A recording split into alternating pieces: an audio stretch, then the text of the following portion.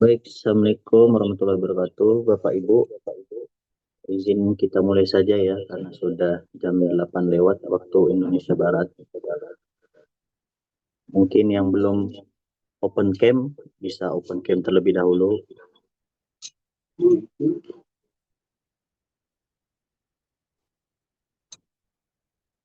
Baik, Bismillah. Assalamualaikum warahmatullahi wabarakatuh. Segala puji bagi Allah Subhanahu wa Ta'ala yang telah melimpahkan rahmat, taufik, dan hidayahnya kepada kita semua, sehingga pada hari ini kita dapat dipertemukan di dalam majelis yang mulia, majelis ilmu dalam rangka webinar dengan tema menghidupkan Al-Quran pada bulan suci Ramadan yang insya Allah penuh keberkahan. Salawat serta salam semoga selalu tercurah limpahkan kepada junjungan Nabi besar kita, Nabi Muhammad Sallallahu Alaihi Wasallam, kepada keluarganya, kepada para sahabat, dan seluruh umatnya hingga akhir zaman. Hadirin dan peserta webinar yang dirahmati Allah Subhanahu wa Ta'ala, perkenalkan saya Raja Salik Nur Hakim selaku MC yang akan memandu jalannya acara pada kesempatan kali ini. Kami ucapkan selamat datang dan terima kasih kepada seluruh peserta yang telah meluangkan waktu untuk hadir. Semoga kehadiran kita semua dicatat sebagai amal kebaikan dan langkah untuk semakin dekat dengan Al-Quran. Dan tak lupa yang sama-sama kita muliakan Ustadz Ahmad Khairul Anam selaku pemateri pada malam hari ini. Mudah-mudahan Allah selalu memberikan kesehatan dan keistiqomahan di dalam mengemban dakwah ini. Amin ya rabbal alamin. Baik Bapak Ibu, tidak berlama-lama ya. Tapi sebelum itu mungkin bisa tulis nih di kolom komentar dari kota mana aja nih Bapak Ibu. Nah, nanti ada sesi sapa-sapa juga nih kepada peserta dari pemateri, biar kita tahu juga nih Bapak Ibu asalnya dari mana. Barangkali nanti mudah-mudahan kita bisa silaturahmi ke sana gitu kan. Kita bikin tablik akbar atau kita bikin uh, kajian-kajian Quran di tempat Bapak Ibu sekalian. Baik, tanpa berlama-lama, mari kita awali rangkaian acara webinar Al-Quran pada malam hari ini dengan sama-sama membaca basmalah. Bismillahirrahmanirrahim. Untuk itu, kita langsung ke acara inti. Kepada Ustadz Ahmad Khairul Anam, kami persilahkan.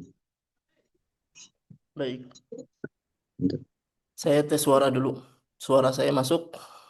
Ya, masuk tak jelas. Alhamdulillah. Silahkan, Tad. Ya. Bismillahirrahmanirrahim. Assalamualaikum warahmatullahi wabarakatuh. Alhamdulillah wassalatu wassalamu ala rasulillah. Wa la hawla wa la quwata illa billah amma ba'd. Allahumma rahmataka arju fala takilni ila nafsi tarfata ain. Allahumma salli wa sallim ala Sayyidina Muhammad wa ala ali Sayyidina Muhammad. Rabbi syrah lana sudurana wa yassir lana umurana wa hlul uqdatan min alsinatina yafqahu aqwalana. Puji syukur kita panjatkan kehadirat Allah Subhanahu wa taala. Salawat teriring salam semoga selalu terlimpah curah pada Nabi kita Nabi Muhammad sallallahu alaihi wasallam, juga pada keluarganya, para sahabatnya, para pengikutnya hingga akhir zaman. Teman-teman dirahmati Allah Subhanahu wa taala, saya panggilnya teman-teman aja ya. Saya lihat ini dari berbagai macam kalangan nih, Masya Allah. Ya, ada ibu-ibu, bapak-bapak, ada juga adik-adik, abang-abang nih saya lihat juga ya. Mungkin ada juga santri, pelajar, Masya Allah. Bahkan yang hadir udah hampir 300. Kalau di grup itu 1000. Nah, hampir 1000 ya. Nah, ini yang hadir 300 nih lumayan banyak. Ini semoga menjadi tanda semangat semuanya dalam belajar. Nih saya sebelum mulai kita santai dulu, sapa-sapa dulu ya. Tadi banyak yang sudah nulis, boleh tuh yang belum menulis ditulis. Masya Allah nih saya bacain nih. Ada dari Bandung, dari Bogor, Sukabumi ini tetanggaan ya sama saya berarti ya. Saya lagi di Sukabumi. Saya aslinya Kalimantan Barat. Wah, banyak udah tahu lah ya. Ada dari Mataram, Malang juga ada hadir, Jambi, Tangerang, Bandung. Sumbar, Masya Allah, Sumatera Barat ya. Sigi, Sulawesi Tengah, Palu, Purbalingga. Nah, dari Palu banyak santri-santri saya nih. Dari Sukabumi, ya, ini tuan rumah berarti ya. Kenapa materinya Sukabumi, tuan rumahnya Sukabumi berarti. Kemudian dari Bogor ada tetangga berarti Depok, Makassar, NTT. Saya tadi baca tuh Kucing. Ada Kucing ya, berarti Kucing ini tetanggaan sama saya nih, Kalimantan Barat. Entikong, Sanggau, Kalimantan Barat. Ya, dekat tuh sama Kucing.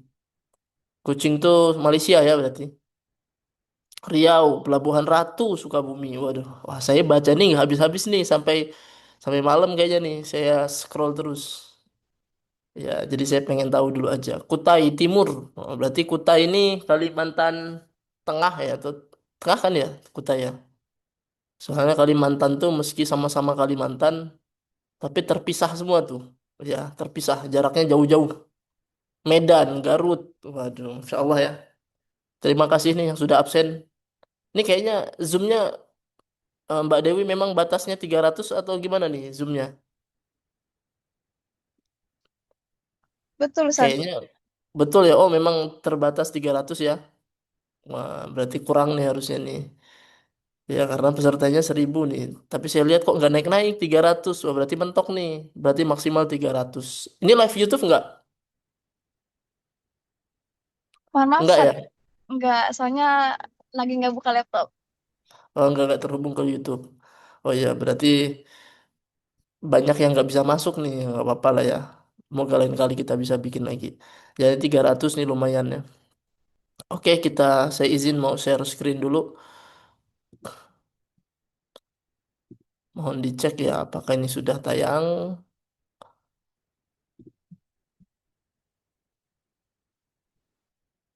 Ini kelihatan ya, kelihatan nggak nih? Kalau begini, kelihatan ya, tapi kelihatannya kecil kayaknya. Kecil saat ya terbagi dua Kecil itu. ya, saya ulang aja. Kalau di HP kasihan, saya pakai tampilan biasa aja ya. Tampilan full aja nih. Sebentar.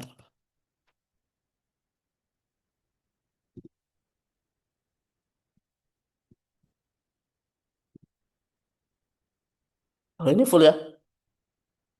Nah, tampilan full aja ya. Ini udah full ya. Sudah Zat. Padahal Zat. Oh, tapi mengecil ya. Ngocil, Oke, ngocil. nggak apa-apa.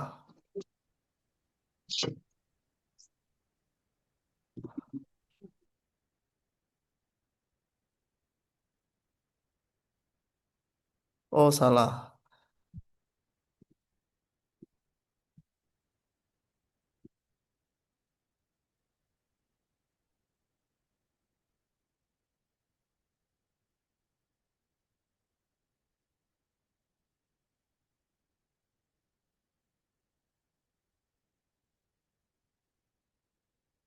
Oke ya. Ini judul kita hari ini, Insya Allah, Ramadan saatnya hati pulang. Ya mudah-mudahan ini jadi bekal semangat kita menuju bulan Ramadan ya. Saya izin perkenalkan dulu ya mungkin beberapa walaupun saya lihat nih banyak wajah-wajah lama ya. Saya lihat ada dari alumni pelatihan sholat khusyuk juga ada tadi ya. Ada dari kelas Khodimul Quran nih. Kayaknya banyak dari Khodimul Quran ya karena ini acara dari Khodimul Quran ya. Jadi Khodimul Quran ini saya bangun dulu bersama Ustadz Asad ya. Ustadz Asadullah. Nah Ustadz Asad ini udah sering banget ngisi kajian nih. Ini 7 buku yang saya tulis dan sekarang sedang buku ke-8 ya. Untuk Ramadan ini saya kasih kabar gembira. Saya sedang cetak buku semua nih, saya lagi cetak ulang semuanya. Karena ternyata stoknya sangat menipis semuanya. Jadi ini promo khusus Ramadan. Dan baru saya sampaikan promo ini di kajian ini. Nah, ini rilis pertamanya nih. Ya, jadi saya sampaikan bahwa promo ini cuma ngabisin stok yang ada di gudang saya lah ya, bahasa saya nih. Karena nggak nyampe 100 nih masing-masing judul. Ada surat cinta untuk pejuang Quran, surat cinta untuk sang hafiz. Jika menghafal mulillah, jangan berhenti karena lelah. Ya Allah izinkan aku jatuh cinta. Dan yang terakhir dalam ujiannya ada cinta. Semua buku ini membahas tentang Al-Quran. Ya, 4 buku pertama yang dari kiri itu membahas tentang menghafal Al-Quran. Yang tengah yang warna putih itu lebih spesifik pada metodenya, ya. Yang sebelah-sebelahnya itu motivasinya, dan yang terakhir buku dalam ujiannya ada cinta, ini tentang tadabbur, ayat-ayat ujian dalam Al-Quran. Nah, buku ini stoknya terbatas, yang tersisa saya kasih promo, silahkan. Saya tunggu karena ini pemesanan langsung lewat lewat penulis ya, lewat saya langsung. Nah, ini tanda tangan penulis, insya Allah nomornya ada tuh di bawah. Ya, ini khusus ya. Sebelum saya mulai, saya sampaikan kabar ini biar yang dapat banyak dari teman-teman yang ikut kajian malam ini. Karena kalau enggak besok saya share di Instagram, di WhatsApp, wah habis duluan. Jadi segera langsung aja, insya Allah nanti saya coba balas dari bawah. Itu ya. Jadi silakan yang mau ngambil harga promonya karena bukunya terbatas. Jadi nggak nyampe 100 PCS lagi setiap bukunya. Itu untuk awal ini ya. Oke, kita mulai dari satu hadis ini. Ini hadis tentang ampunan Allah Subhanahu wa taala di bulan Ramadan. Saya akan baca singkat aja ya. Satu ketika Nabi Muhammad SAW naik di atas mimbar, ya. Irtaqan Nabi alal mimbar, atau dalam riwayat ini irqal mimbar. Qala Rasulullah sallallahu alaihi wasallam irqal mimbar faraqiya darajatan faqala amin. Jadi singkat cerita, ini hadis ini harus kita pahami, ya. Kenapa? Karena ini jadi motivasi yang besar ya. Satu saat Nabi Muhammad sallallahu alaihi wasallam naik ke mimbar. Karena mimbar di zaman Nabi itu anak tangga. Naik satu anak tangga, kemudian Nabi berucap amin. Kemudian Nabi naik lagi ke anak tangga kedua, faqala amin. Kata Nabi amin. Kemudian Nabi naik ke anak tangga yang ketiga, jadi bayangkan mimbarnya itu ya mimbar zaman dulu lah ya. Naik seperti ya anak tangga. Di 3 anak tangga Nabi SAW selalu mengatakan amin. Maka begitu selesai, para sahabat bertanya, ya, qala ya Rasulullah, sami'naka taqulu amin. Kami mendengar engkau mengatakan amin. Salah sama 3 kali bahkan. Ya, kenapa engkau mengatakan amin? Maka Nabi Muhammad SAW menerangkan, qala li Jibril. Jibril datang padaku dan Jibril mengatakan, raghima anfum ri'in adraka Ramadan falam yughfar lah. Fakultu amin. Ya. Apa yang disampaikan Jibril? Jadi ternyata Jibril mendatangi Nabi Muhammad SAW. Kemudian Jibril mengatakan, raghima anfum ri'in, celakalah seseorang, hinalah seseorang, celakalah seseorang, adraka Ramadan falam yughfarlah, yang bertemu dengan Ramadan tapi dia tidak diampuni. Ya. Ternyata Jibril mendoakan sebuah kecelakaan, bukan hanya kecelakaan, bahkan simbol kehinaan. Jadi rogima anfun itu dari kata rogima tanah atau debu, anfun itu hidung. Dan ini satu diksi yang dipakai di kalangan orang Arab untuk menunjukkan simbol kehinaan di atas segala kehinaan. Jadi dalam dunia manapun kan dipahami bahwa kepala itu kan lambang kehormatan. Jadi simbol kehinaan itu bila kepala kita, hidung kita menyentuh dengan tanah, diinjak sama orang. Nah, itu simbol kehinaan di atas kehinaan. Dan Jibril mendoakan, sungguh hinalah seseorang, celakalah seseorang yang bertemu dengan Ramadan, tapi Ramadan tidak menjadikan dia diampuni oleh Allah Subhanahu wa taala. Dan itulah yang diaminkan oleh Nabi Muhammad SAW. Dan maka Nabi mengatakan, fakultu amin, dan aku bilang amin. Ya, kenapa? Karena saking parahnya orang yang bertemu dengan Ramadan tapi nggak diampuni. Karena itulah Nabi SAW bahkan mengaminkan itu. Ya, ini terima kasih ya yang sudah coret-coret. Mungkin biar yang lain nggak ngantuk lah ya. Artinya apa? Artinya harusnya Ramadan ini menjadi tempat di mana kita diampuni oleh Allah Subhanahu wa taala. Banyak hadis yang mendukung ya. Maka satu kata yang paling mewakili bulan Ramadan itu Ramadan bulan ampunan. Ramadan bulan ampunan, Ramadan bulan ampunan. Itu yang sering kita dengar kan? Ya.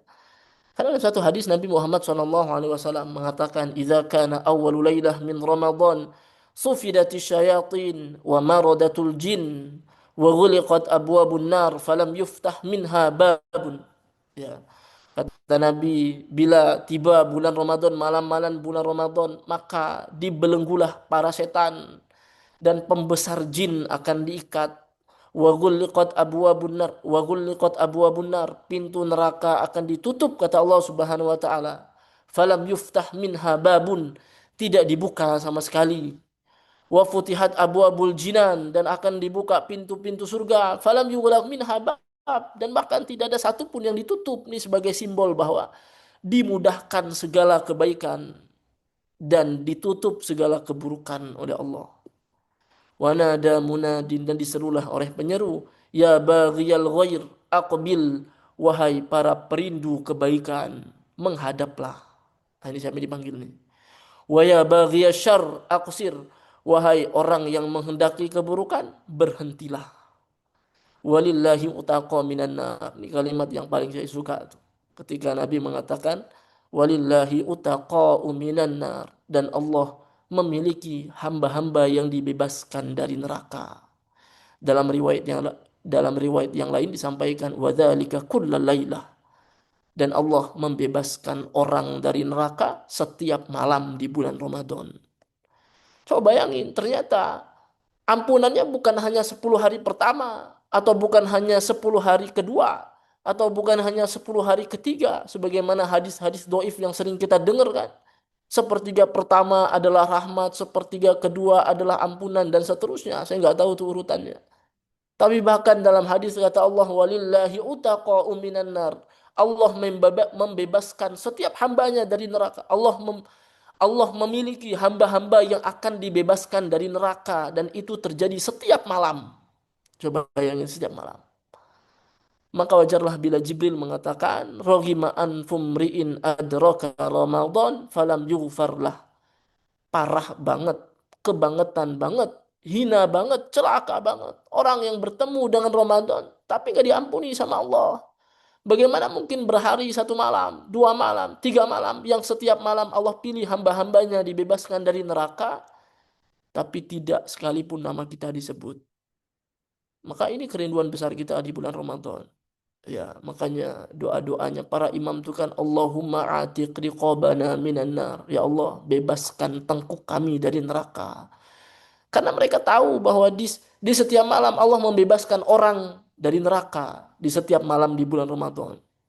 Jadi salah satu doanya, ya Allah, pilih namaku ya Allah. Karena kita nggak tahu kan, apakah nama kita sebenarnya adalah salah satu nama penghuni neraka. Ya, bagaimana bila iya?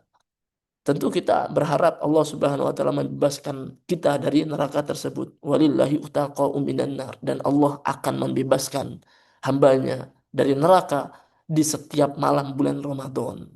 Ya, kayak ini doa kita nih. Ya, selalu kita berdoa pada Allah Subhanahu wa taala. Ya, itu hadis pertama nih yang saya sampaikan ya. Yang mau buku nih jangan di komen di ini ya, di Zoom komennya langsung japri saya saja di nomor saya tadi ya.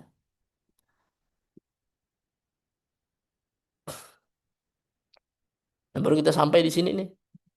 Ramadan, bulannya Al-Quran. Syahr Ramadan, syahr Ramadan alladhi unzila fihi Al-Quran hudan linnas wa bayyinatin minal huda wal furqan. Ya, ini kata Allah Subhanahu wa taala. Jadi dalam surah Al-Baqarah 185, ketika Allah Subhanahu wa taala pertama kali menyebut bulan Ramadan, ya, jadi satu-satunya nama bulan yang disebutkan dalam Al-Quran itu hanya Ramadan. Ya, ada 2 bulan kata Allah kan, inna iddatash syuhuri indallahi itsna asyara syahran fi kitabillah yauma khalaqas samawati wal arda minha arba'atun hurum. Kata Allah, ada 12 bulan di sisi Allah yang Allah Subhanahu wa taala perkenalkan. Ya. Di antara bulan-bulan itu ada 4 bulan yang diharamkan. Ini dalam surah At-Taubah. Tapi tidak satu pun bulan-bulan itu Allah sebut namanya. Tapi Allah Subhanahu wa taala sebut namanya bulan Ramadan. Allah sebut nama bulan adalah bulan Ramadan dalam Al-Quran. Ini dalam surah Al-Baqarah ayat 185. Menunjukkan betapa mulianya Ramadan. Dan ketika kita mendengar Ramadan, hal pertama yang Allah ingin hambanya tahu adalah alladzi unzila fihi al-Quran. Ramadan ini tempat turunnya Al-Quran. Nah, ini harus kita pahami nih.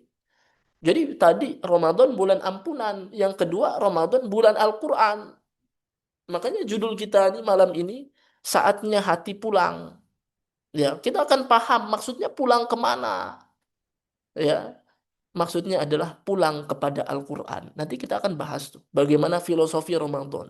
Ya, jadi Ramadan itu bulan turunnya Al-Quran. Kalau kita dalam hidup ini sering membesar-besarkan hari ulang tahun lah ya, kalau bahasa kita tuh, hari ulang tahun kan. Betapa spesialnya hari ulang tahun dalam hidup, walaupun dalam Islam ya nggak ada perayaan khusus kan, namanya ulang tahun ya sudah, itu hanya sebuah peringatan bagi diri sendiri.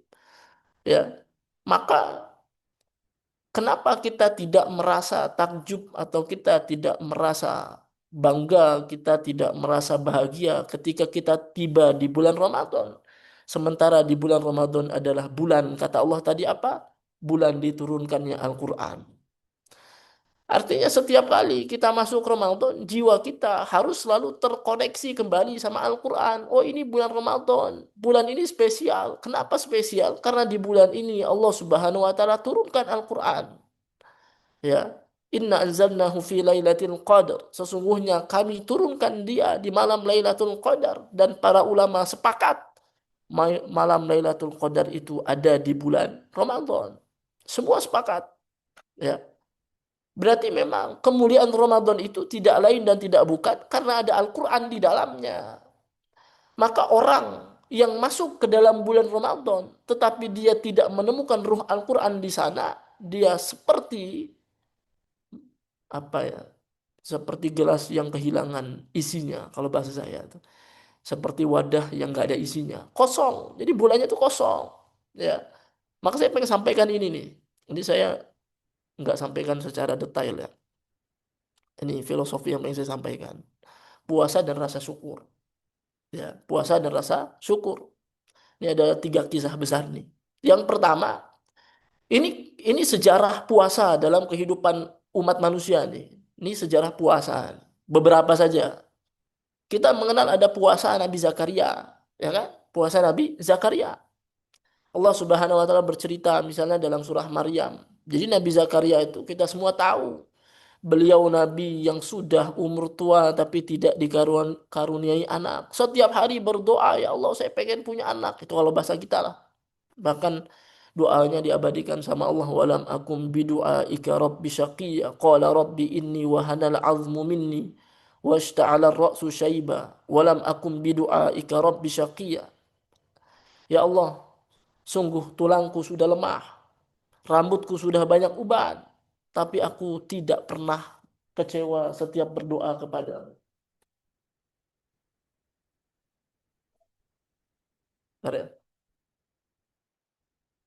Ada kuis ganggu makanan, jadi terganggu. Jadi kata Nabi Zakaria, aku gak pernah kecewa dalam berdoa. Dia sudah berdoa sejak dia masih muda sampai tua. Sudah berdoa sejak tulangnya masih kuat sampai tulangnya lemah. Sudah berdoa sejak rambutnya hitam sampai rambutnya berubah. Tapi dia bilang, ya Allah, aku gak pernah kecewa saat berdoa. Qadarullah, karena Allah memang maha mengabulkan doa. Maka Allah Subhanahu wa taala beri pengabulan. Apa pengabulannya? Diberikanlah anak. Namanya Yahya.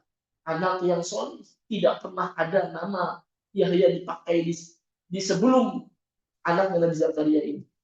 Saking bahagianya. Maka Nabi Zakaria sampai bilang sama Allah, qala rabbi ja'alni ayah. Ya Allah, apa tandanya? Apa kalau bahasa kita tuh, ya mungkin kalau bahasa kita tuh, bagaimana cara aku bisa mensyukuri nikmat ini? Maka kata Allah Subhanahu wa taala, qala ayatuka alla tukalliman salasa layalin sawiyya. Maka tandanya adalah engkau tidak berbicara dengan manusia 3 malam. 3 hari 3 malam. Ini puasanya di zaman Nabi Zakaria. Ya, puasanya tidak berbicara. Jadi setiap peradaban memang ada puasanya. ini puasa di zaman Zakaria. Ternyata Nabi Zakaria bahagia dengan kelahiran anak. Dan beliau mengekspresikan rasa bahagia tersebut dengan cara berpuasa. Ya, itu yang pertama. Mulai. Izin sebentar.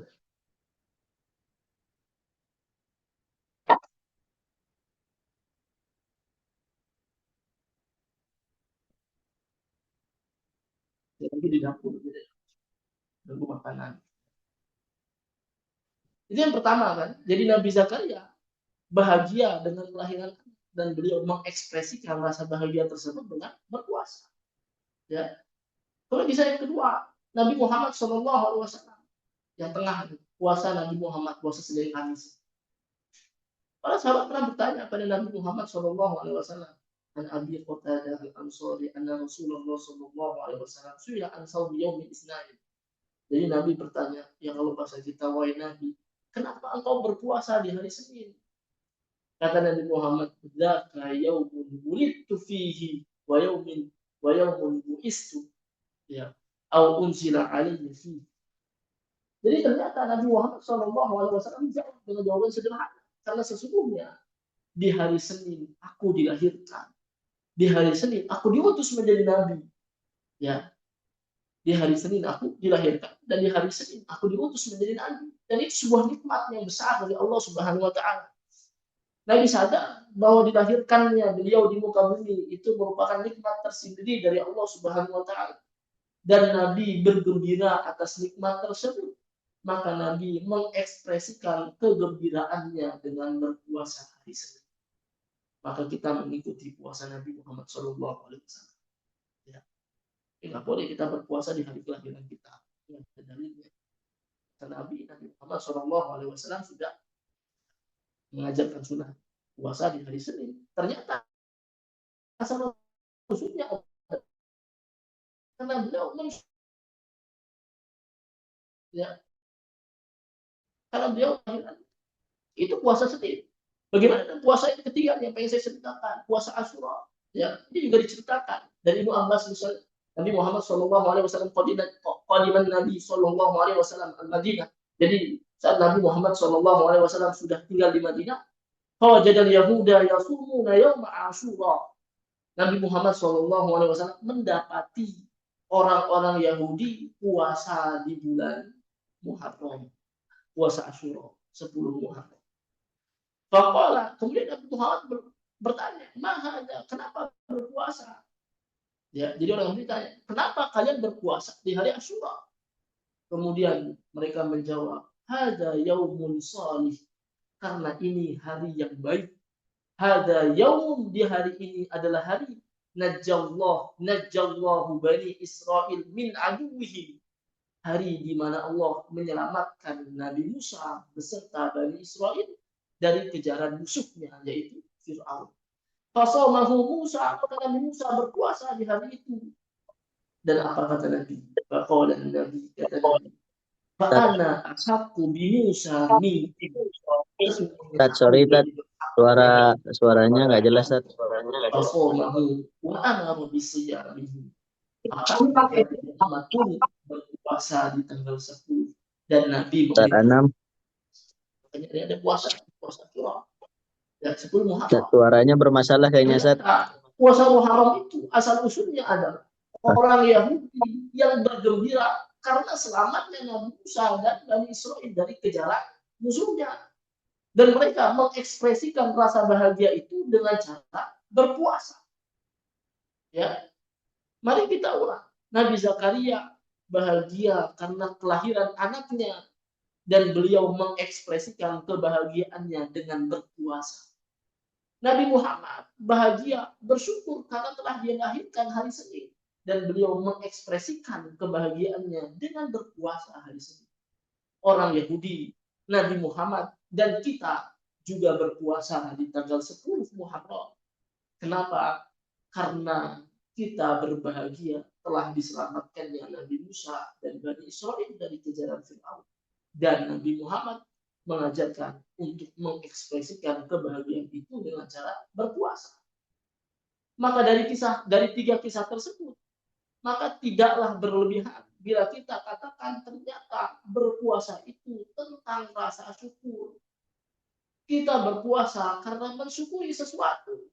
Sebagaimana Nabi Zakaria berpuasa karena mensyukuri kelahiran anak. Sebagaimana Nabi Muhammad berpuasa karena mensyukuri kelahirannya. Sebagaimana orang-orang Yahudi berpuasa karena mensyukuri selamatnya Nabi Musa dan Bani Israel dari kejaran Fir'aun. Maka puasa adalah tentang bersyukur. Maka pertanyaannya sekarang adalah, kita akan bertemu dengan bulan Ramadan. Bulan yang Allah Subhanahu wa Ta'ala perintahkan berpuasa. Bukan sehari, 2 hari.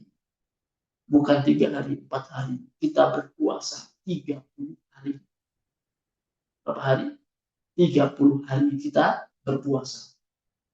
Maka pertanyaannya sekarang adalah, bila sejarah mengajarkan puasa itu tentang mensyukuri sesuatu, kira-kira apa yang kita syukuri di Ramadan ini sehingga Allah perintahkan kita puasa bukan sehari 2 hari, tapi 30 hari?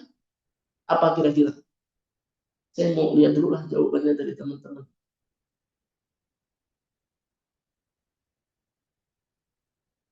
Ini suaranya udah aman belum? Ini kok saya banyak bilang suaranya udah mas. Sekarang udah aman? Menggema suaranya, Ustaz.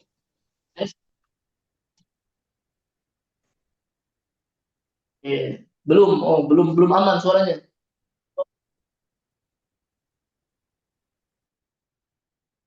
Bentar ya. Kayaknya ini connect.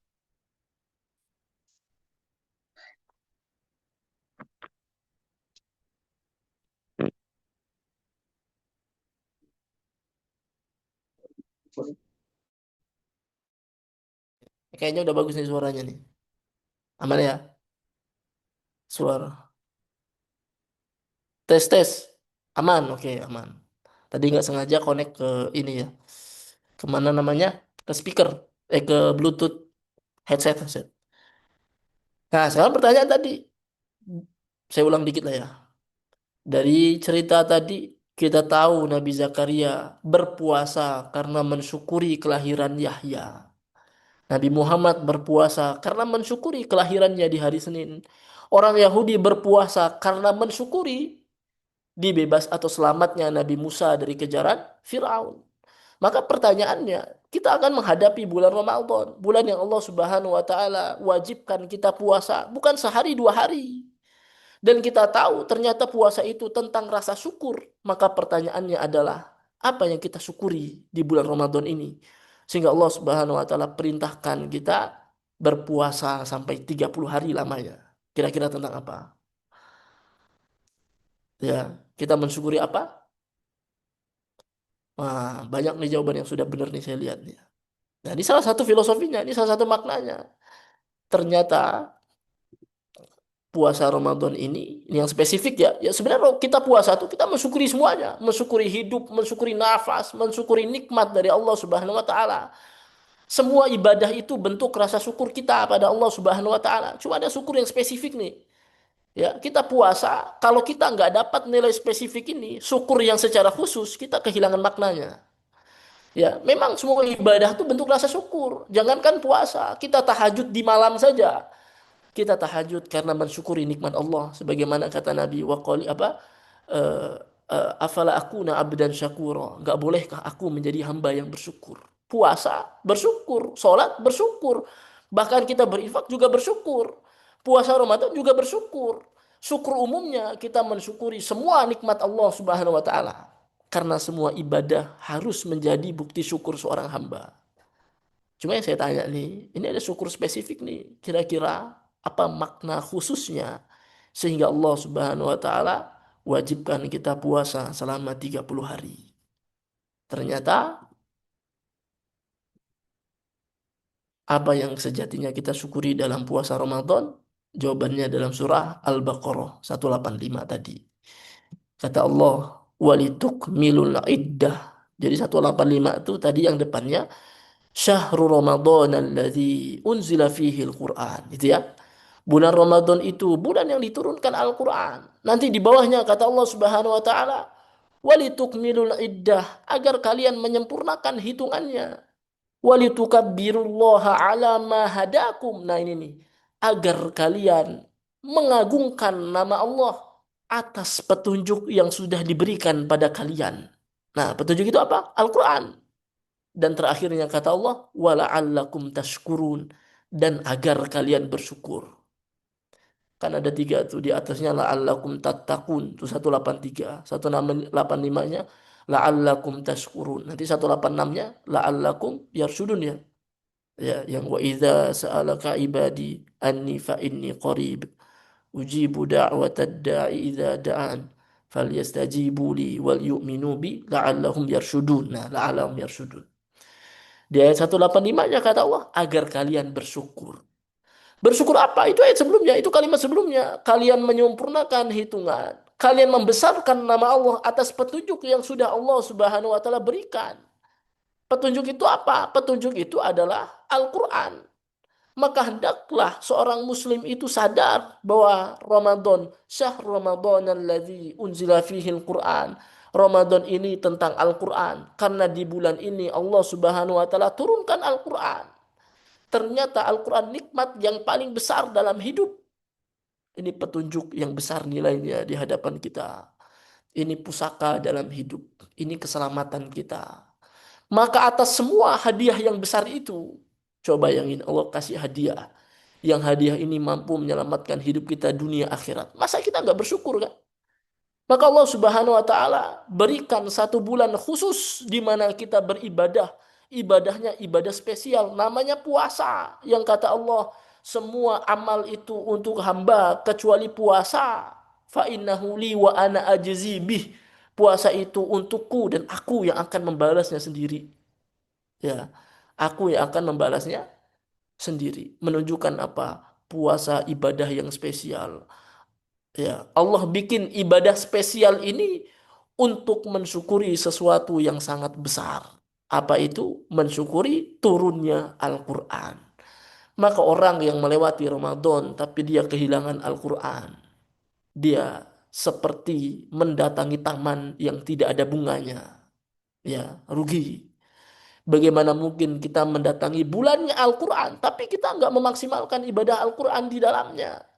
Bagaimana mungkin kita mendatangi syahrul Quran, tapi kita kehilangan Quran di dalamnya? Padahal sebenarnya puasa itu tentang mensyukuri Al-Quran di dalam hidup. Ya, ternyata Ramadan tentang mensyukuri Al-Quran. Harus dicatat nih, ya, tentang mensyukuri Al-Quran. Ya, maka apa? Maka berterima kasihlah atas hadiah besar itu. Coba lihat nih dalam surah Yunus 57-58 kata Allah Subhanahu wa taala, "Ya ayyuhan nas, wahai manusia, qad ja'atkum mau'izatum min rabbikum wa shifaa'un lima fis sudur."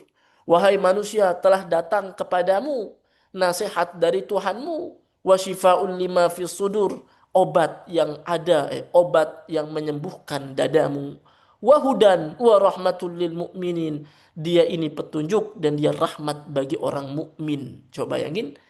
Kemudian ayat setelahnya kata Allah, "Qul," katakanlah, "bifadlillah," dengan karunia itu, "wa birahmatihi," dengan rahmatnya, "fabidzalika falyafrahu," hendaklah mereka bergembira. Coba bayangin.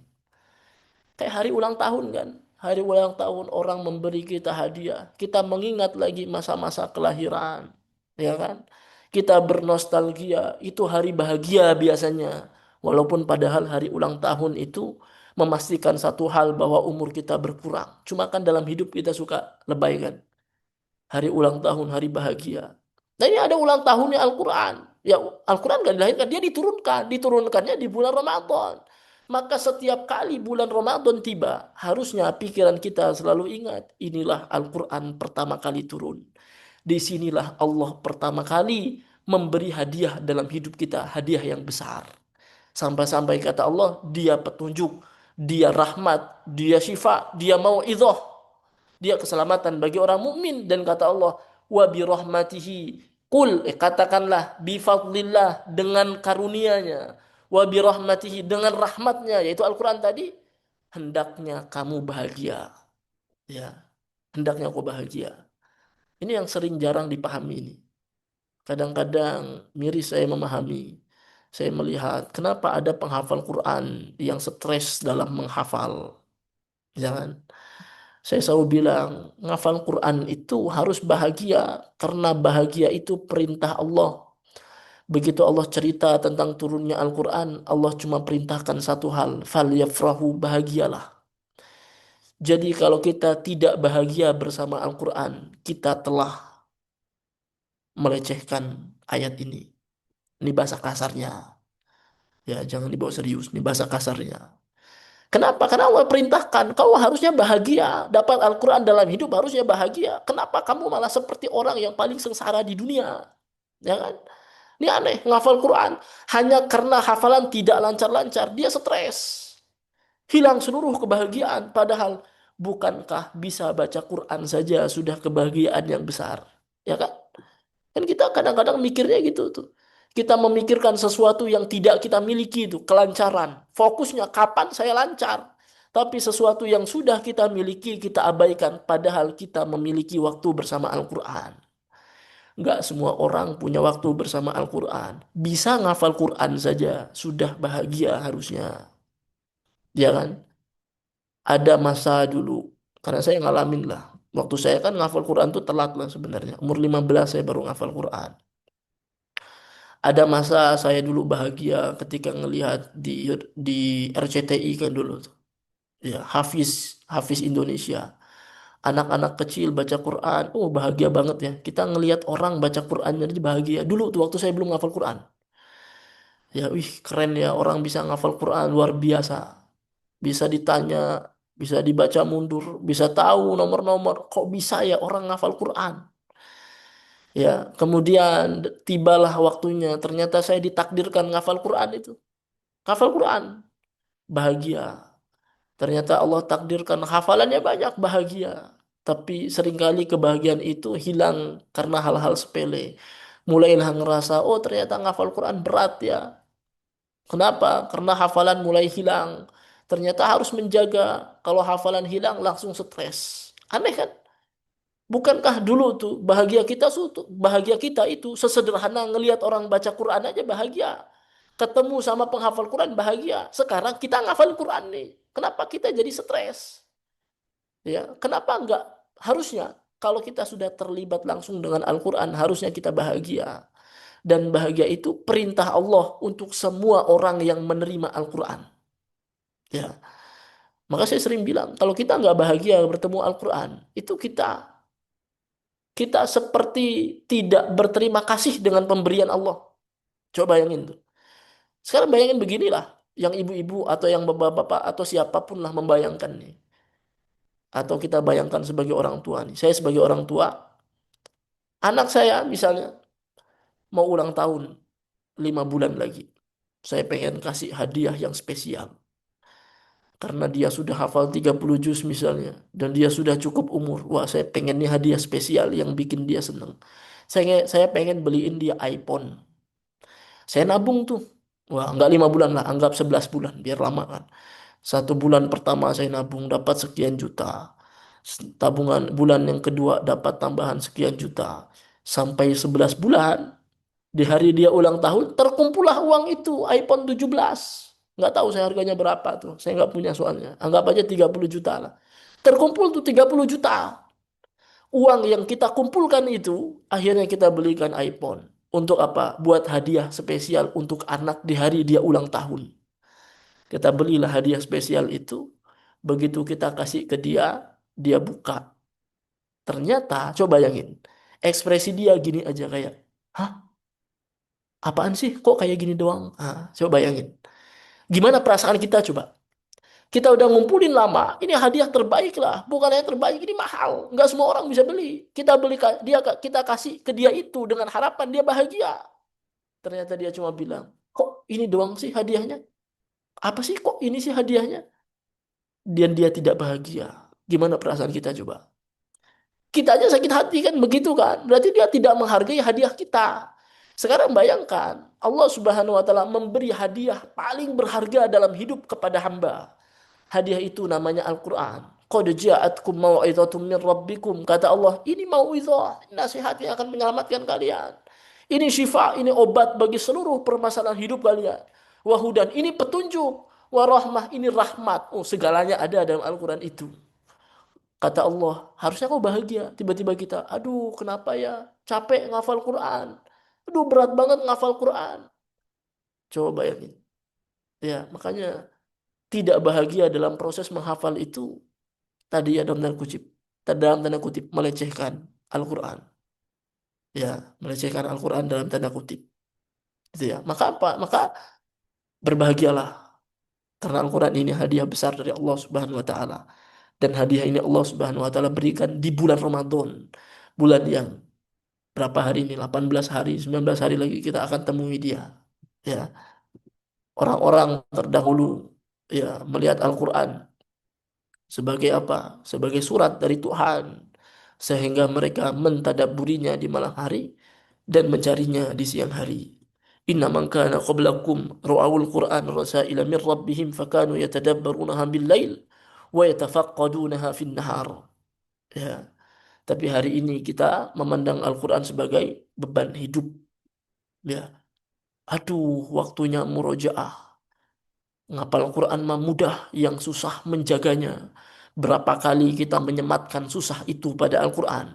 Berapa kali kita menuduh Al-Quran itu berat. Ya kan? Berapa kali. Dan itu sudah menuduh Allah berdusta. Ya saya nggak bohong.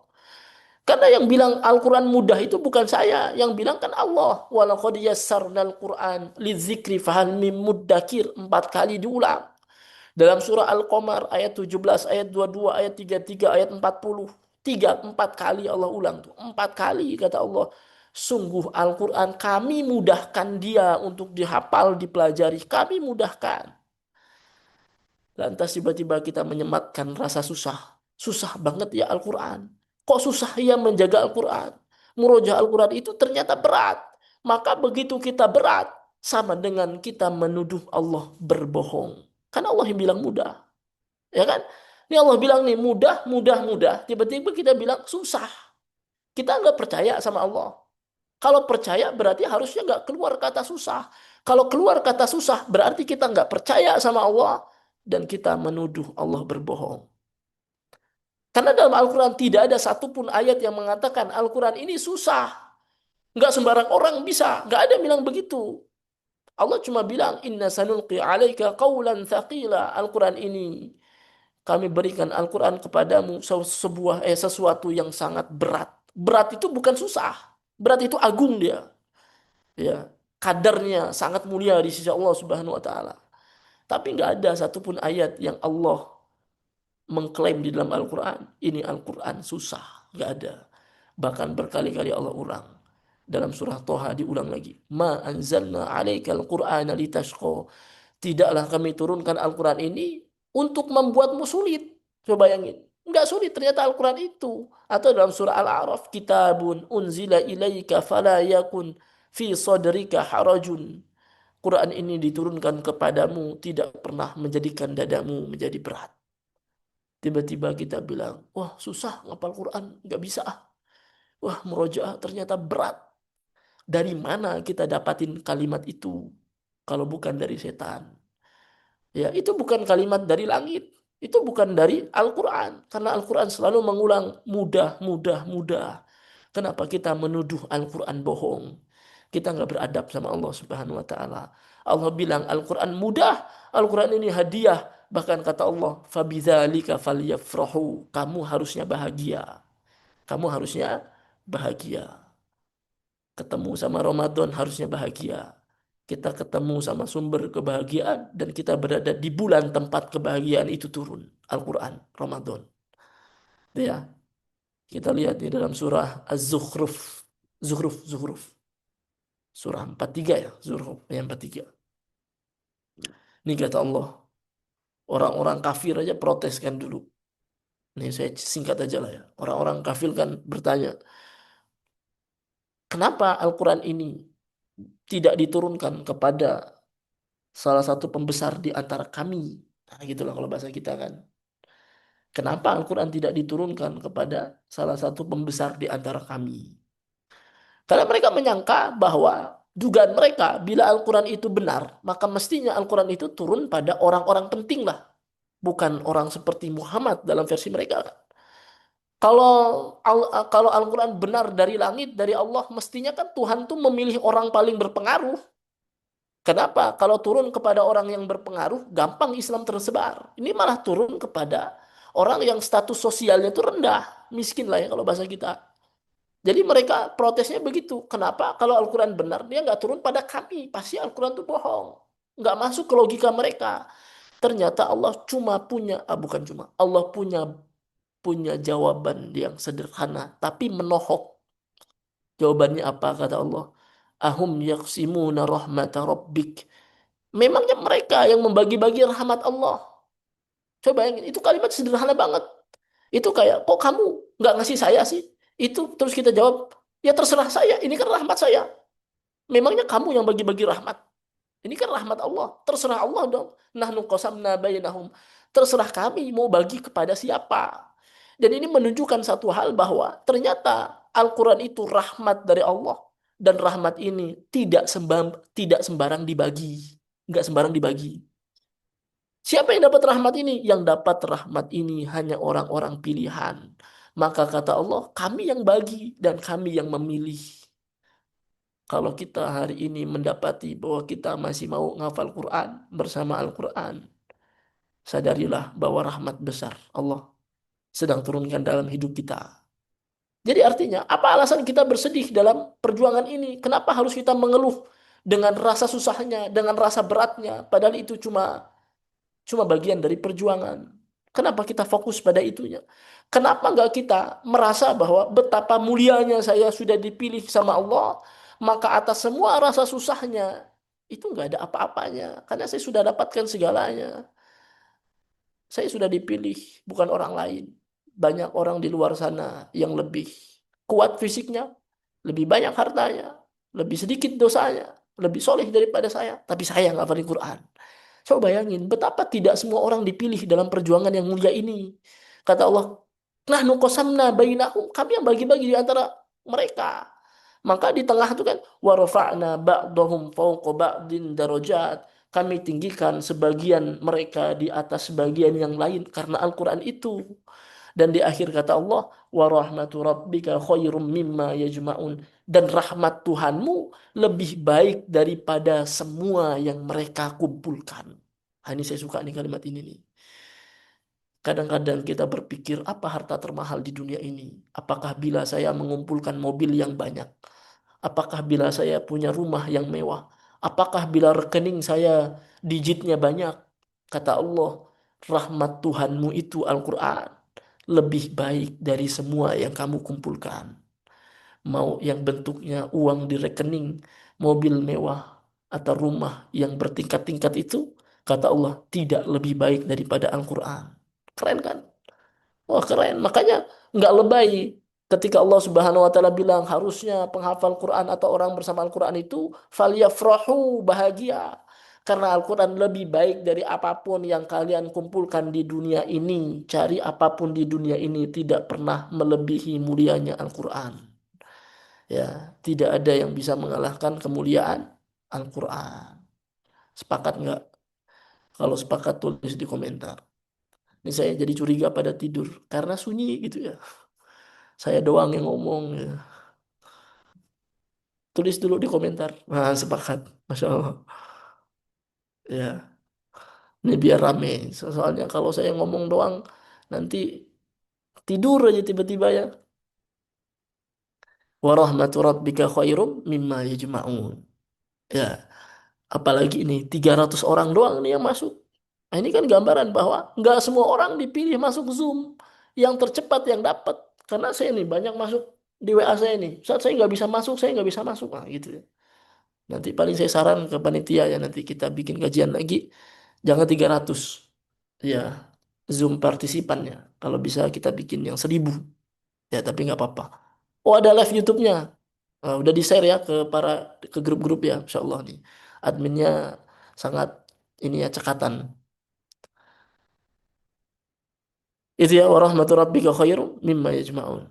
Ya, rahmat Tuhanmu lebih baik daripada semua yang mereka kumpulkan. Nah, saya suka nih kalimat ini. Tadi dalam surah ini juga sama tuh. Huwa khairum mimma yajma'un. Surah Yunus tuh. Di akhirnya begitu juga. Berkali-kali dalam Al-Quran. Allah ulang tuh. Udahlah. Apa yang kita pikirkan nih? Kita lanjut slide nih. Ini penekanan ini. Ini saya sering sampaikan di mana-mana. Al-Quran itu nikmat terbesar. Dalam hidup nikmat terbesar. Ya, nggak apa-apa. Mungkin belum semua orang menyadari ini. Tapi kalau bisa secepat mungkin kita menyadari bahwa Al-Quran itu nikmat terbesar. Ya, semakin cepat kita menyadari, semakin cepat kita bahagia. Itu kayak kayak kita tuh nggak mencari dunia lagi. Aduh, saya harus bagaimana ya biar bahagia. Itu kayak bahagia saya itu sudah ada di mana-mana. Saya tinggal buka Al-Quran, saya bisa bahagia. Saya setiap hari ngafal Quran, saya bahagia kok gitu loh. Ya, jadi semakin cepat kita menyadari bahwa Al-Quran itu nikmat terbesar, maka semakin cepat kita bahagia. Lebay banget sih nikmat terbesar. Enggak, coba lihat nih ayatnya. Ini sering saya ulang di mana-mana. Surah Ar-Rahman tuh. Kata Allah Subhanahu wa taala. Kan surah Ar-Rahman nih. Silakan baca dari awal sampai akhir. Surah ini bercerita tentang semua nikmat Allah. Allah cerita nikmat dari dunia sampai akhirat. Nikmat yang kecil sampai yang besar. Yang terlihat, yang tidak terlihat. Itu diceritain dalam surah Ar-Rahman. Maka surah Ar-Rahman itu diselingin fabi ayyi ala'i rabbikuma tukadziban. Maka nikmat yang mana lagi yang kamu dustakan wahai jin dan manusia? Saking surah Ar-Rahman ini memang cerita nikmat. Tapi tahu nggak apa nikmat pertama yang Allah sepil di dalam surah Ar-Rahman? Tulis di komentar. Nikmat apa? Tinggal buka aja Al-Qur'annya tuh. Nyontek aja boleh. Nikmat apa yang Allah tulis pertama? Allah sampaikan dalam surah Ar-Rahman. Tuh, udah tahu semua nggak? Ini yang pertama. Allamal Quran, mengajarkan Al-Quran. Ternyata Al-Quran itulah nikmat terbaiknya. Ini urutannya kan, Ar-Rahman, Allah Maha Pengasih. Dengan kasih sayangnya Allah Subhanahu wa taala kasih hadiah yang banyak. Tapi sebelum apapun Allah sebut satu hadiah yang paling penting. Hadiah itu namanya Al-Quran. Bahkan nikmat Al-Quran lebih baik daripada nikmat hidup kita sendiri. Karena baru setelah Allamal Quran, barulah khalaqal insan yang menciptakan manusia. Memang penciptaan manusia itu nikmat yang luar biasa besar. Hidup kita tuh mahal banget. Nafasnya mahal, paru-parunya mahal, jantungnya mahal, indera kita semuanya mahal. Tapi lebih mahal lagi Al-Quran dalam hidup kita. Seolah-olah Allah pengen sampaikan sebelum hidupmu lebih penting Al-Quran. Karena bayangkan bila kita hidup meski 1000 tahun bila tanpa Al-Quran, apakah hidup kita adalah hidup yang selamat ataukah sengsara? Sengsara kan? Ternyata hidup itu mahal, tapi mahalnya itu bila kita hidup bersama Al-Quran. Kalau kita hidup tidak bersama Al-Quran, kita kehilangan hidayah, maka hidup tidak ada harganya. Apa bedanya sama mayat? Karena orang yang kehilangan Al-Quran, contohnya orang kafir lah, yang tidak dapat hidayah. Begitu dia meninggal, hidup ini tidak ada harganya. Bahkan hidup ini menjadikan apa tuh kesengsaraan yang abadi. Ternyata mahalnya hidup karena hidayah. Dan pusat hidayah itu adalah kitabullah Al-Quran. Ya, Al-Quran. Makanya nih lihat dalam surah, ini mind blowing juga nih. Dalam surah Al-Hijr. Ya, Al-Hijr. Surah Al-Hijr 8788. Kata Allah apa? Walaqad atainaka sab'an minal mathani wal Qur'anal azim. La tamuddanna 'ainaika ila ma matta'na bih. Nah, itu 8788. Coba lihat alurnya. Allah pertama bilang begini, sungguh sudah kuberikan kepadamu 7 ayat yang diulang-ulang dan Quran yang mulia. Ini kata Allah nih, kan sudah kuturunkan padamu 7 ayat yang diulang-ulang, itu Al-Fatihah dan Quran yang agung. Tapi tepat setelah ayat itu, ayat tentang Al-Quran, kata Allah, La tamuddanna ainaika ila ma matta'na bih. Jangan engkau arahkan pandangan matamu kepada orang yang kami beri nikmat dunia. Apa tuh hubungannya? Gampang, ternyata Al-Quran itu sesuatu yang sangat besar. Kalau kita sudah mendapat sesuatu yang sangat besar, nggak usah iri lagi sama yang lain. Karena yang lain itu kecil. Makanya kalimatnya, kan kamu sudah dapat Al-Quran. Kenapa kamu nengok orang lagi? Kenapa kamu iri sama nikmat dunia? Wah, enak ya dia punya harta yang berlimpah. Enak ya dia kaya. Enak ya dia dan lain-lain. Wah, padahal kita punya Al-Quran. Jadi orang yang dapat Al-Quran dalam hidup, tapi dia iri sama nikmat dunia, dia sudah melupakan nikmat besar. Ya, makanya ada perkataan yang katanya disandarkan pada Abu Bakar, walaupun saya cek ternyata ya tidak apa ya tidak sahih lah dari Abu Bakar, tapi maknanya bener lah ya. Pokoknya kalimatnya kurang lebih man utiyal Quran ya fara'a anna ahadan utiya minad dunya afdalu mimma utiya faqad saghara 'aziman wa 'azzama saghiran. Barang siapa yang sudah diberi Al-Quran dalam hidup, kemudian dia memandang orang lain yang dapat nikmat dunia itu lebih mulia, atau kayak, aduh enak ya dia, iri itu sama dunianya orang. Kata Allah, sesungguhnya di kalimat asar ini, sesungguhnya dia telah merendahkan yang tinggi dan meninggikan yang rendah. Orang Al-Quran yang mulia kok malah iri sama yang rendah, gitu loh. Itu kayak kita kalau sudah punya 1 T, 1 triliun, ngelihat receh jatuh, itu nggak tergoda kayak cuma 1.000 kan. Kan kita punya 1 T di apa di rekening. Tapi orang ini kalau punya 1 T di rekening, ada receh jatuh, dia langsung apa heboh. Wah, punya saya itu. Coba bayangin, orang yang kayak apa tuh? Itu orang yang tidak tahu tentang hartanya. Orang yang tidak bisa bersyukur. Orang yang tidak memahami betapa kayanya dia. Ya. Orang yang tidak memahami betapa kayanya dia. Orang udah kaya 1 T, masih rebutan uang 100 rupiah, itu kan nggak paham berarti. Ini kita sudah dapat Al-Quran di dalam hidup, kita ngafalin Quran, kita masih iri sama orang. Wah enak ya dia, enak ya dia. Enggak, yang enak tuh kita. Kenapa? Karena kita diberi nikmat yang besar dari Allah yang tidak diberikan kepada semua orang. Ya kan? Karena terus terang begini, Allah memberi orang yang dicintainya harta dan memberi kepada yang tidak dicintainya harta. Atau bahasanya bikin sederhana lah. Harta diberikan kepada orang yang dicintai dan tidak dicintai. Ya lihat saja. Wah, orang kaya yang tidak dicintai, Fir'aun, Haman tuh orang kaya. Korun. Jabatan Allah berikan kepada yang dicintai dan yang tidak dicintai. Umar bin Khattab dapat jabatan. Tapi Haman juga dapat jabatan. Itu jabatan. Kekuasaan diberikan kepada yang dicintai dan yang tidak dicintai. Karena Fir'aun juga dapat jabatan. Tapi bukan berarti dia dicintai sama Allah. Dia tidak dicintai. Ya, tapi Allah hanya memberikan Al-Quran kepada orang yang dicintainya. Ini Al-Quran yang beneran nih. Jadi amalkan. Ya, Allah memberikan kesolihan, akhlak yang baik hanya kepada orang yang dicintainya. Jadi maksudnya kalau kita iri sama harta, itu sesuatu yang nggak pasti. Apakah harta itu akan membawa kita dicintai sama Allah atau enggak? Itu kan nggak pasti. Tapi kalau kita iri sama penghafal Quran, kita iri sama orang yang dermawan, sifat-sifat yang baik, nah itulah yang benar-benar harus kita apa tuh? Harus kita miliki, harus kita inginkan. Namanya ghibtah ya dalam Al-Quran, dalam agama kita namanya ghibtah. Ya, iri sama hal yang baik. Ya, boleh kalau begitu iri sama yang baik. Ya, jangan sama yang dunia-dunia kita iri, sama yang akhirat biasa aja. Lihat penghafal Quran gak iri itu. Tapi kalau lihat miliarder, YouTuber yang terkenal kita iri. Coba ya saya kayak dia. Nah, itu sudah menunjukkan kita kehilangan orientasi dalam hidup. Maka konsep beruntung dalam Islam itu kan sudah jelas dalam surah Al-Mu'minun tuh.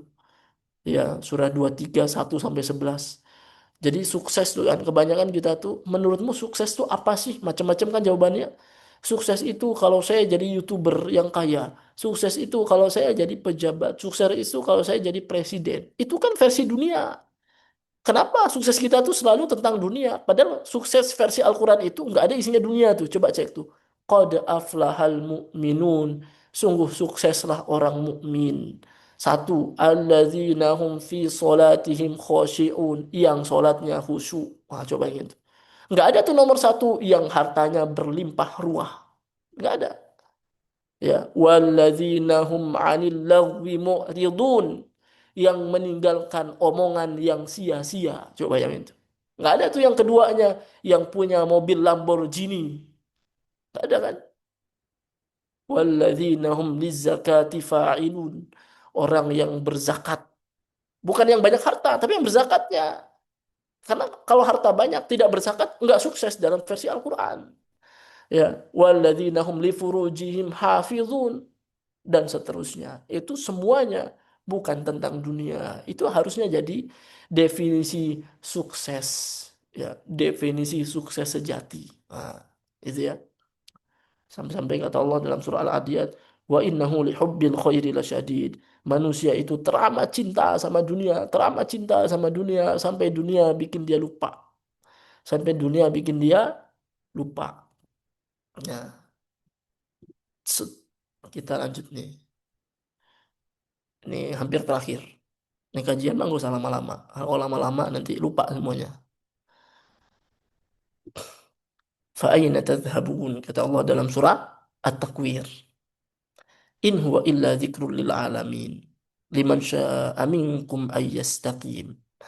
Kemana kalian mau pergi? Oh, Allah nanya nih ternyata. In huwa illa dzikrul lil alamin. Oh, ternyata tentang Al-Quran nih. Sesungguhnya Al-Quran itu tidak lain kecuali dia peringatan bagi semesta alam. Ini ayat ini pertama kali, ya saya hafal udah lama. Dari waktu saya ngafal pertama lah ya. Bahkan SMP saya udah ngafal ayat ini nih. Walaupun saya ngafal serius itu dari SMA. Tapi SMP saya udah ngafal ini. Fa'aina tadhhabun. Cuma saya baru ngeh pertama kali waktu saya, wah saya lupa tuh usia berapa. Belum lama. Ya, tapi udah mulai ngafal Quran. Saya lagi perjalanan panjang nih, saya cerita nih. Sering saya cerita di mana-mana. Kalau nggak salah saya lagi ke Jawa Tengah tuh waktu itu. Perjalanan. Namanya lagi di perjalanan kan, berarti kita ada tujuan tuh. Tiba-tiba ada satu masjid tuh di pinggir jalan. Saya baca dari bis. Di depan masjid itu ada ayat ini nih, dicantumkan di situ. Fa'aina tadhhabun? Mau pergi kemana kamu? Saya jawab aja dalam hati kan, ke Jawa Tengah gitu ya. Padahal bukan itu pertanyaannya. Bukan itu maksudnya. Fa'aina tadhhabun itu pertanyaan filosofis yang mempertanyakan hidup kita. Ini hidup ini mau kemana sih sebenarnya? Punya tujuan kan? Hidup mau kemana? Dan ternyata ayat selanjutnya, ini bukan tentang apa-apa, ini tentang Al-Quran. Tidaklah Al-Quran itu kecuali peringatan bagi semesta alam. Itu kan? Coba sekarang kita bayangin tuh, kalau kita pergi, nggak usah jauh-jauh lah. Saya dari Sukabumi nih, saya mau ke Cianjur aja. Tadi saya ke Cianjur kan, ya baru pulang tadi sore. Itu aja, biasanya saya selalu butuh map tuh, map peta, Google Map. Ya kenapa? Padahal deket. Iya, tapi sekarang saya nggak tahu jalan. Padahal itu masih sama-sama Jawa Barat. Itu masih sama, masih deket lah, tetanggaan. Yang gitu aja kita butuh map. Di map itulah nanti kita dapat peringatan. Di map itulah kita dapat apa tuh namanya tuh? Nasihat lah ya. Atau kita dapat arahan, belok kiri, belok kanan. Nah, itu namanya zikrun. Kata Allah, kamu mau pergi kemana? Kita kan sudah sepakat nih kalau ditanya mau kemana sih tujuan hidup? Ke surga. Sekarang saya tanya, surga kemana? Surga itu arahnya kemana? Kita kan nggak tahu nih, kita blank banget kan. Wah, kemana ya surga itu? Artinya surga itu bukan tempat yang dekat, ini destinasi yang jauh banget. Ini tujuan yang sangat besar. Kenapa di tujuan yang sangat besar itu kita nggak mau buka Google Map? Dan Google Map itu kata Allah, in huwa illa dzikrul lil alamin. Tidak lain peringatan alam semesta ini, tidak lain dan tidak bukan adalah Al-Quran. In huwa. Ini kata Al-Quran. Coba lihat ayat sebenarnya. Wa ma huwa biqauli syaitanir rajim. Fa aina tadhhabun kan? Wa ma huwa biqauli syaitanir rajim. Quran itu bukan perkataan setan. Enggak, dia nggak akan menyesatkan hidup kita. Yang ngomong bukan setan. Ini peringatan semesta alam yang ngasih tahu Allah Subhanahu wa taala. Itu seperti kita butuh arah jalan. Arah jalannya itu adalah Al-Quran. Makanya kata Allah, liman syaa minkum ayyastaqim. Ini bagi orang yang mau hidupnya selamat. Yastaqim itu kan jalan yang lurus tuh. Kita minta tiap hari 17 kali dalam surat ihdinas siratal mustaqim. Katanya minta nih jalan yang lurus, begitu dikasih kita pergi. Ya kan? Tuh mungkin Google, kalau jadi Google Map itu kan. Udah diarahin kanan kita malah kiri. Apa Google Mapnya juga bilang apa? Putar balik, putar balik, putar balik. Wah, ngomong terus dia nanti. Ya, sampai dia dapat alternatif jalan jalan yang lain. Ya, berapa kali kita disuruh putar balik nih sama Allah nih. Udah terlalu jauh kan hidup. Suruh suruh putar balik, nggak mau putar balik nih. Nah, sekaranglah momen kita putar balik. Mumpung diingatkan sama Ramadan. Ayo putar balik, putar balik. Balik lagi kepada Al-Quran. Makanya judulnya apa? Saatnya hati pulang. Pulang kemana nih? Kepada Al-Quran. Karena Ramadan bulannya Al-Quran. Al-Quran adalah sumber kebahagiaan, solusi dari setiap masalah, obat dari segala penyakit, hiburan bagi hati yang sedih, energi bagi mereka yang sedang letih. Barulah yang terakhir, saran saya untuk kita semua nih. Terakhir nih, ya, pertama, simple aja. Bahagia bersama Al-Quran. Udah bahagia belum? Karena kita nggak usah bicara Ramadan sekian juz. Boleh tuh, tapi nanti dulu. Jangan-jangan masih penuh beban nih ngafal Qurannya. Ini bahagia dulu nih, sesuatu yang paling fundamental. Sederhana tapi fundamental. Ya, karena ya, ini kita mengotori perjuangan sendiri nih. Ngafal mah semangat, semangat, semangat. Sehari apa tuh? Berhalaman-halaman. Ada yang puluhan halaman bisa tuh. Tapi banyak mengeluhnya. Waduh, capek ya, berat ya sama Al-Quran. Wah, kapan bahagianya?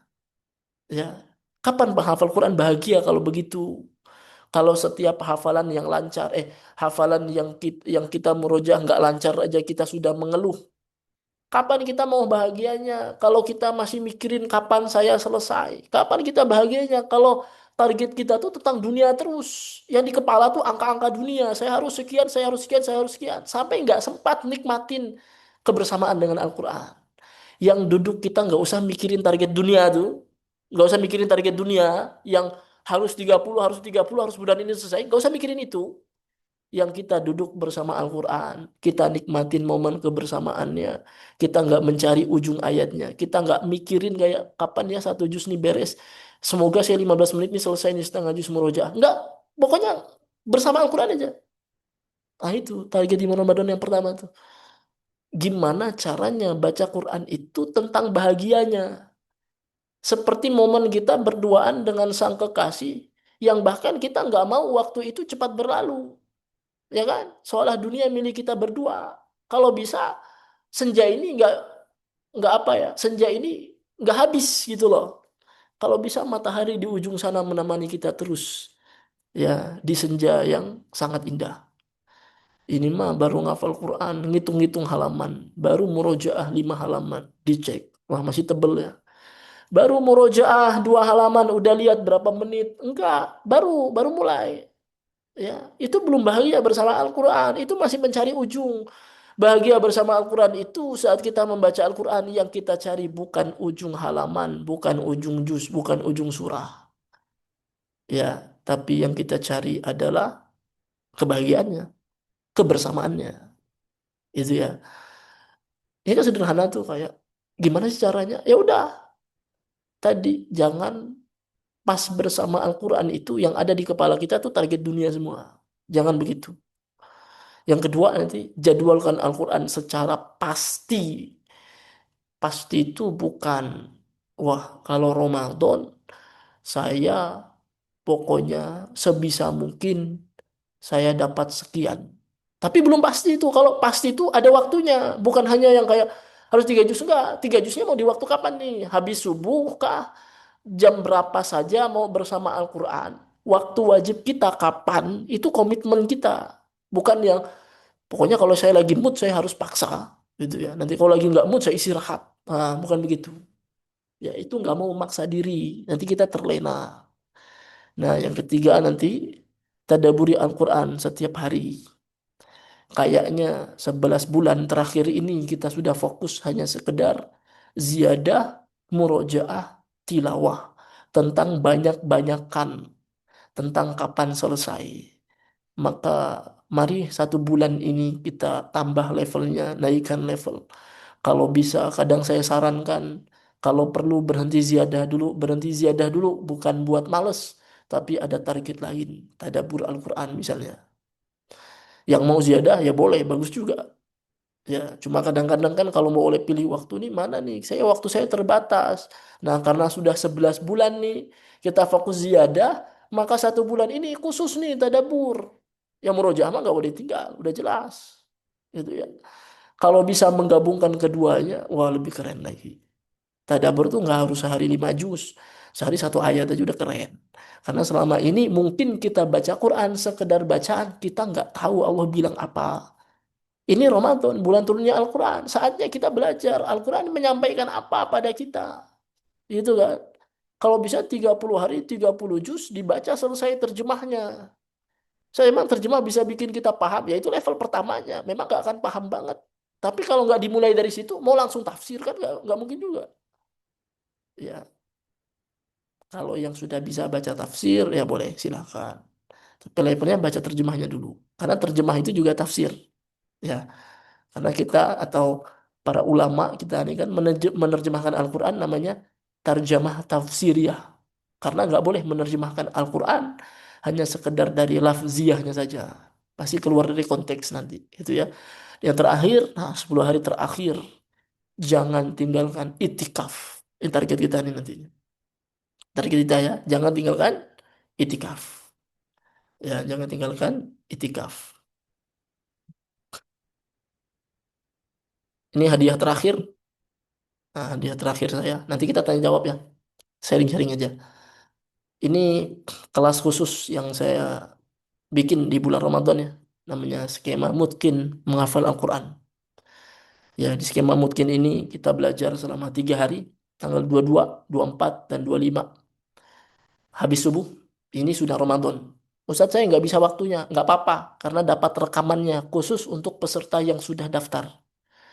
Kalau nggak daftar ya nggak dapat rekaman. Jadi ikut kelas ini nggak usah khawatirkan waktunya. Kalau bisa hadir, alhamdulillah bisa langsung konsultasi atau cerita atau dapatin materi yang lebih. Tapi kalau nggak bisa hadir bisa tonton kapan saja. Ya, nah itu pendaftarannya nanti dikirim ulang juga di grup ya. Itu ada nomornya tuh. Ini ke Mbak Dewi ya, adminnya. Kita akan bahas apa? Skema hafalan mutkin yang tidak mudah hilang. Nanti diajarkan skemanya, sistemnya. Sistem murojaah yang terstruktur. Kemudian pembagian waktu. Nah, ini jarang dibahas di mana-mana nih. Saya ajarin cara bagi waktunya setiap hari bagaimana. Waktu alokasinya bagaimana nih. Kapan untuk ziyadah, kapan murojaah. Dan waktu terbaik untuk menghafalnya bagaimana. Dan itu benar-benar langsung praktek. Saya kasih tugas. Tolong dikerjain tugas ini. Nah, gitu. Kalau nggak dikerjain tugasnya nggak bisa nanti. Langsung praktek. Ya.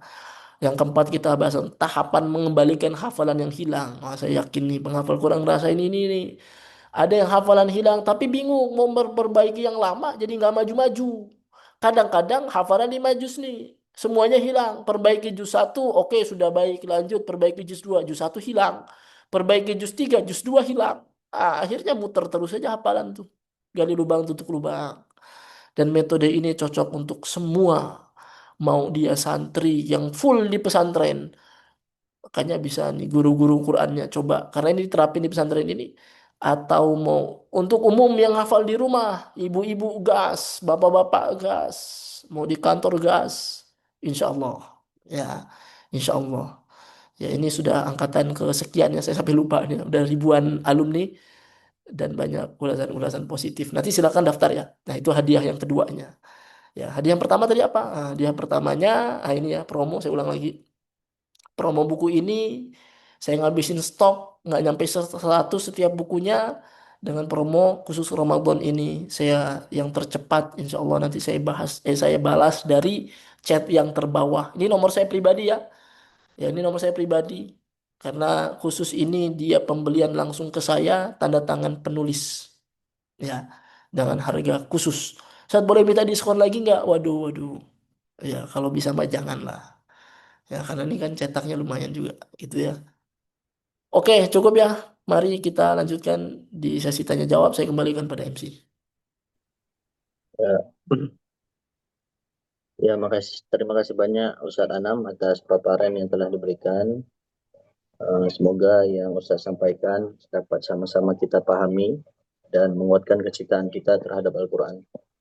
Baik, selanjutnya kami buka sesi tanya jawab, tapi aturannya nanti mungkin bisa raise hand terlebih dahulu. Ketika kami persilahkan, baru bisa open mic-nya. Ya mungkin kita mulai aja. Silakan bagi Bapak Ibu yang ingin bertanya bisa raise hand terlebih dahulu.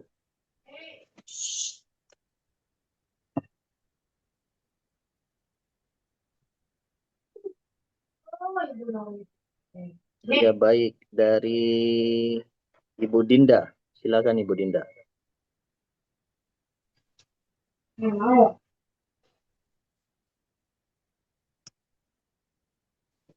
Halo Ibu Dinda, silakan. Baik, kalau belum ada dari Bapak Muhammad Safar. Silakan Pak, open mic-nya.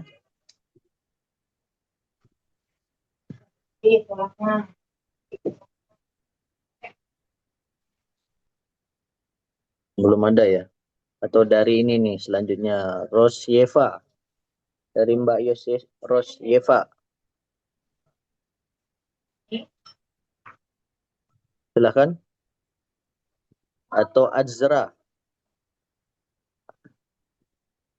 Assalamualaikum warahmatullahi Ya. wabarakatuh. Waalaikumsalam Ustadz, warahmatullahi wabarakatuh. Afwan, anak izin bertanya, bagaimana cara hafalan yang sudah hilang bisa kembali?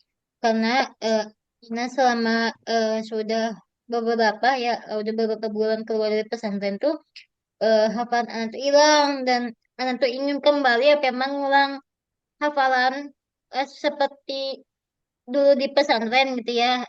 Cuman bagaimana itu cara apa ya menghindari masih terbawa kayak apa ya masih sering main HP terus jarang juga tilawah terus kayak pengen semangat tuh ada untuk ngafal kembali mengulang kembali cuman masih ada ego gitu masih kayak malas-malasan itu bagaimana ya caranya untuk menghindari supaya agar hafal tidak hilang kembali. Langsung dijawab, Sat? Atau gimana, Sat? Ya, langsung aja ya. Oke. Silakan, Sat.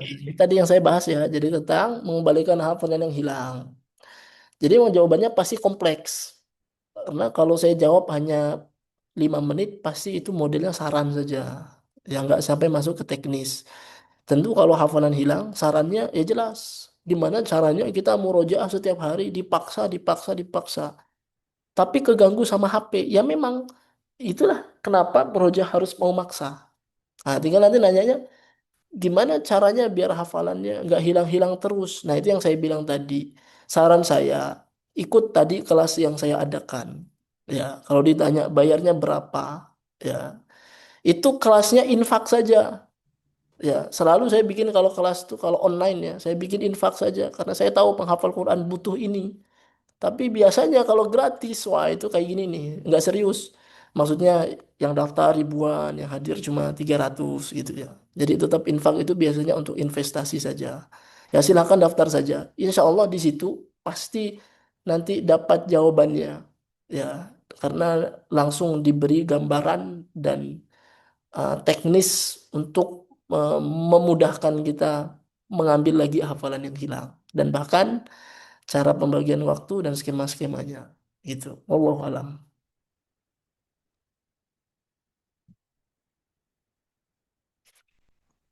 Ya, kita Boleh lanjut. balik lagi ke Ibu Dinda ya. Tadi karena ada apa gangguan teknis kayaknya. Sekarang udah bisa ya, Bu Dinda? Silakan Ibu Dinda.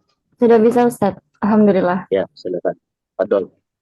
Apa nih Ustadz, izin bertanya, sebagai penghafal Quran itu kan pasti punya ya yang namanya target murojaah kayak gitu. Terus juga kalau misalkan kita udah masuk ke bulan Ramadan, pastinya juga kita punya dong yang namanya target tilawah gitu. Nah, ahsannya itu seperti apa Ustadz? Apakah tetap harus murojaahnya juga harus ada target, tapi sebenarnya kita juga pengen tilawah gitu punya target.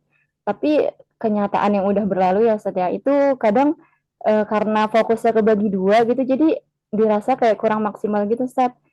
Tolong penjelasannya Ustadz, ahsannya seperti apa ya? Oke. Ini jadi banyak pertanyaan ya tentang ini dan selalu saya sampaikan ulang nih, terutama menjelang Ramadan. Pasti ada dilema, apakah kita lebih baik memperbanyak tilawah ataukah murojaah saja? Ini kebingungan ini selalu ada di para penghafal Quran. Karena kalau yang nggak ngafal Quran ya dia nggak perlu bingung, dia hanya tilawah saja kan. Kalau yang ngafal Quran, ini kita mau pilih ziyadah, murojaah, atau tilawah. Katanya Al-Quran perbanyak baca Quran gitu kan. Nah, maka perlu dipahami ada tiga hal nih. Yang pertama, ya, yang paling baik bagi penghafal Quran itu menyatukan keduanya. Ini antara tilawah sama murojaah. Yang paling baik menyatukan keduanya. Murojaah sudah jelas, itu nggak boleh ditinggal. Karena bagi penghafal Quran, wajib hukumnya murojaah. Wajib hukumnya. Kalau ziyadah itu sunnah. Ya, karena menyelesaikan 30 juz itu sunnah. Sedangkan menjaga hafalan yang sudah dihafal, itu wajib. Maka mau Ramadan, mau nggak Ramadan, tetap harus dijaga. Ya, maka nggak boleh tilawah, ngejar tilawah, ninggalin Ramadan. Nah, ini sudah menyalahi nih. Kenapa? Karena murojaah dulu, ini yang wajib dulu nih. Kalau dia masih punya waktu lebih, maka silahkan tambah dengan tilawahnya. Ini yang terbaik nih. Jadi menggabungkan antara murojaah dan tilawah. Nah, kemudian yang kedua yang tadi yang harus kita pahami, yang terbaik adalah menggabungkan. Yang kedua, murojaah bagi penghafal Quran itu kan wajib, sedangkan tilawahnya sunnah. Nah, yang sunnah ini tidak boleh mengalahkan yang wajib, mau Ramadan mau nggak Ramadan, Ramadan terutama, karena sering salah dipahami. Ya, kalau kita ngerasa bahwa waktu kita terbatas, hanya bisa memilih salah satu, saya cuma waktunya bisanya antara tilawah atau murojaah. Bagi penghafal Quran, maka dia dahulukan murojaahnya. Artinya ya, bagi penghafal Quran dahulukan murojaahnya. Tilawahnya bagaimana? Nah, ini yang ketiga harus kita pahami. Harus kita pahami bahwa murojaah itu sudah pasti tilawah. Tilawah belum tentu murojaah. Tilawah itu yang baca Quran doang ya. Kalau murojaah, tilawahnya bagaimana? Apapun yang kita baca dari Al-Quran, itu namanya tilawah. Tapi Ustaz, kan juznya jadi itu-itu saja. Membaca juz 1 20 kali dengan membaca 20 juz, itu pahalanya insya Allah sama. Bahkan bisa jadi lebih banyak yang satu juz diulang 20 kali. Karena dia dapat bonus banyak. Bonusnya jadi paham, jadi lancar, jadi kuat misalnya. Itu kan? Jadi baca Quran dimanapun bagiannya, itu bagian dari tilawah. Diulang berkali-kali, maka tilawahnya berkali-kali lipat. Terus juz yang lain bagaimana? Makanya tadi, bila dia masih punya waktu, tambah dengan tilawah. Tilawah itu yang berurutan. Baca dari 1, 2, 3, 4, juz 30 sampai 30. Ngulang lagi 1, 2. Kalau dia masih punya waktu. Ini kan ceritanya tadi ini ekstrimnya adalah dia hanya bisa milih salah satu.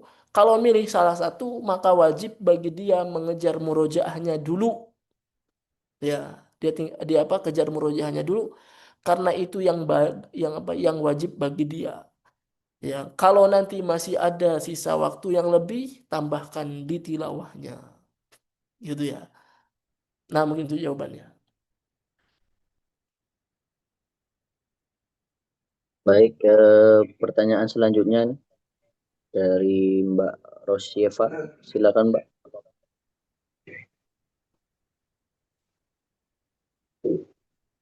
Bisa open mic Mbak Rosieva. Belum ke Vivi Medan, Bu Vivi Medan. Ya, mungkin ada ini ya kendala teknis, mungkin bisa ditolong Assalamualaikum admin. Ustaz. Syukron. Ya silakan. Waalaikumsalam. Assalamualaikum ya Ustaz. Afwan. Waalaikumsalam. Ya Tanya, silakan Ustaz. Mbak. Tadi tidak sempat tahu udah terjawab sih yang barusan. Tanya ini saya mau tanya. Kadang anak-anak ini kan udah besar-besar Ustaz. Udah dewasa ini kadang susah Ustaz. Suruh dekat dengan Quran. Itu kira-kira sebagai orang tua gimana cara Ustaz ya? Mendidik anak-anak dewasa itu supaya lebih rajin lagi baca Qurannya gitu Ustaz. Iya. Untuk jasa Ustaz. Terima kasih Ustaz. Assalamualaikum warahmatullahi wabarakatuh. Assalamualaikum warahmatullahi wabarakatuh. Oke, saya coba langsung jawab. Ya, bagaimana cara ini anak-anak ya, tapi udah besar. Ya, biar makin rajin sama Al-Quran. dia memang harus lihat per kasus ya, karena kadang-kadang alasannya macam-macam tuh. Ada yang memang karena sudah kecanduan game segala macam. Kemudian ada yang memang karena trauma. Ada tuh trauma ngafal Quran. Akhirnya pas dewasa malah nggak deket sama Al-Quran. Maka ada prinsip sajalah yang pengen saya sampaikan bahwa pertama kita siapapun bahkan Nabi tidak pernah bisa memaksa hidayah. Ya, innaka la tahdi man ahbabta walakinallaha yahdi man yasha. Kata Allah, sesungguhnya engkau tidak bisa memberi petunjuk siapa yang engkau mau, tapi Allah yang memberi petunjuk siapa yang Allah mau, gitu kan. Sama, maka pemahaman dasar kita bahwa saya hanya menyampaikan itu penting. Agar apa? Agar menyelamatkan hati kita dari ketergantungan pada usaha diri lah. Jangan mentang-mentang kita orang tua, maka kita harus berhasil membuat anak dapat hidayah lah. Oh, harus berhasil anak mencintai Al-Quran. Ya, berhasil itu bukan urusan manusia, itu urusan Allah. Tinggal bagaimana tugas kita terus berkomitmen. Nah, itu prinsip yang pertama yang harus kita pahami. Karena Nabi Nuh pun bahkan tidak bisa memastikan anaknya selamat kan. Istrinya pun tidak selamat gitu. Anaknya tidak selamat. Nah, yang kedua prinsipnya bahwa yang paling penting sebenarnya bukan bukan target-target jumlah yang mereka dapatkan. Misalnya kapan mereka bisa selesai, kapan mereka memulai segala macam, itu bukan urusan kita lah ya. Tapi yang paling penting di awal itu bagaimana kita menanamkan rasa cinta. Dan menanamkan rasa cinta itu dimulai dari semua pengalaman positif. Karena itu fitrah manusia. Semua pengalaman positif itu akan membuat kita mencintai sesuatu. Ya, semua pengalaman positif lah. Maka bagaimana caranya Al-Quran itu menjadi pengalaman positif bagi setiap orang. Kalau kita tadi konteksnya ke anak, bagi anak itu. Artinya jangan dimulai dengan paksa-paksaan misalnya. Karena itu bikin dia ngerasa bahwa Al-Quran itu ternyata nyusahin. Gitu ya. Jangan dengan hukuman-hukuman. Ternyata kalau saya ngafal Quran malah banyak dihukumnya. Itu pengalaman negatif. Bikin pengalaman positif.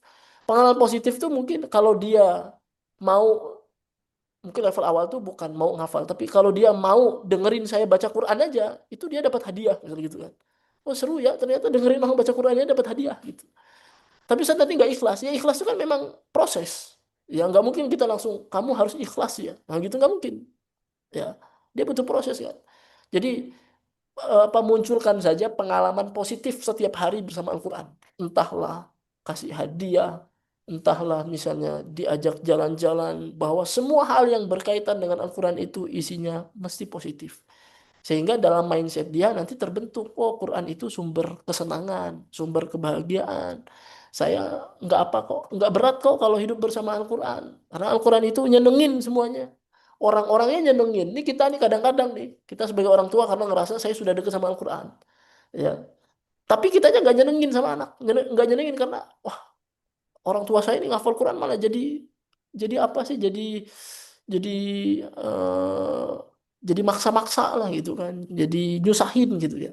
Ah, berarti apa? Semua pengalaman positif tuh dari Qurannya sendiri, apa interaksinya, kitanya juga harus nyenengin gitu ya. Biar dia tuh senang sama Al-Quran. Nah, mungkin itu saja yang bisa saya sampaikan. Wallahu alam. Mungkin 2 pertanyaan lagi ya, maksimal ya. Oke, baik Ustaz. Selanjutnya ini dari Z ini. Wah, ini kayaknya namanya nggak asing ini. Oh, ini dari Open Camp juga tadi kumisnya itu nggak berubah itu. Ini teman-teman kami nih ya. Silakan Mas Z. Assalamualaikum. Assalamualaikum warahmatullahi wabarakatuh. Udah lama nggak ketemu nih. Ane manggilnya abang apa Ustadz nih? Abang aja abang. Iya. Bang, Ane mau nanya bang. Kan Ane sekarang kan alhamdulillah udah jadi guru tahfiz di sebuah TK. Yes, Masya Nah, Allah. terus itu eh, metode yang diterapin itu talaki. Jadi Ane ngebacain, mereka ngikutin. Nah, kadang Ane ngebacainnya itu enggak apa ya? Kan ada ini tuh pemahaman yang mesti berhenti di akhir kalimat gitu kan ya Bang. Nah, kadang aneh tuh kadang kalau berhenti di sesuai akhir kalimat itu, anak-anak itu suka pada gak nyambung. Dia cuman hafal ujungnya doang. Kan berarti gak, secara nggak langsung aneh ngerubah maknanya tuh. Itu kira-kira Contoh, gimana? contoh. Semisal apa ya, surat Al-Bayyinah yang di jaza uhum inda rabbi. Yang mana ya? Aneh kadang suka, kadang ini belum akhir kalimat kan, tapi mereka kalau Ya, nggak di ya. akhir kalimat itu suka nggak ngikutin, jadi merekanya nggak fokus gitu. Bang, Oke, oke, oke, paham, paham. sorry. Oke ya. Kasih bang. Langsung jawab ya. Nih Oke Mas bang. Zaid, ini adik kelas dulu ya. Jadi dia panggilnya abang nggak apa-apa ya. Ya semuanya boleh kok manggil abang. Yang bagusnya abang aja biar kita deket gitu ya. Masya Allah nih ya, udah jadi guru tahfiz ya. Moga-moga sehat selalu semuanya juga yang ada di sini. Berkah selalu bersama Al-Quran ya. Jadi kalau ngajar anak tuh sebenarnya nanti lebih ke apa ya? Disesuaikan kan. Kalau tadi caranya talaki, wah itu udah benar tuh menurut saya kalau buat anak-anak. Tinggal memang dalam Al-Quran ini kan kadang, memang bukan kadang-kadang. Sebenarnya kita harus memperhatikan wakaf walib tidak. Kapan, di mana berhenti, di mana kita lanjut. Karena tempat berhenti dan lanjut ini akan mempengaruhi makna. Ya salah berhenti ya salah makna, biasanya begitu. Tapi kalau untuk anak TK, ya apalagi ada pertimbangannya tadi, misalnya jadi nggak bisa ngikutin segala macam kan, kita motong ayat tuh. Ya namanya anak-anak ditalaki dia belum bisa baca Quran, motong ayat. Kalau kepanjangan, nggak ngerti mereka, misalnya gitu kan. Maka untuk level yang begini, ya itu nggak apa-apa sebenarnya. Karena targetnya bukan paham di situ. Apa targetnya bukan mereka, bahkan mereka pun nggak akan tahu lah apa maknanya jadi apa ini jadi apa. Karena di situ targetnya adalah apa namanya pembiasaan baca Quran dulu. Ya targetnya pembiasaan baca Quran. Ya mereka belum paham tentang wakaf, ibtidak. Mereka belum paham tentang potongan maknanya segala macam. Dan mereka nggak akan paham. Ya belum usianya. Ya karena targetnya mereka bisa membaca Quran, melafazkan Al-Quran, ngikutin bacaan aja, gitu ya. Nah maka untuk anak-anak TK, insya Allah masih masih ada keringanan, gitu ya.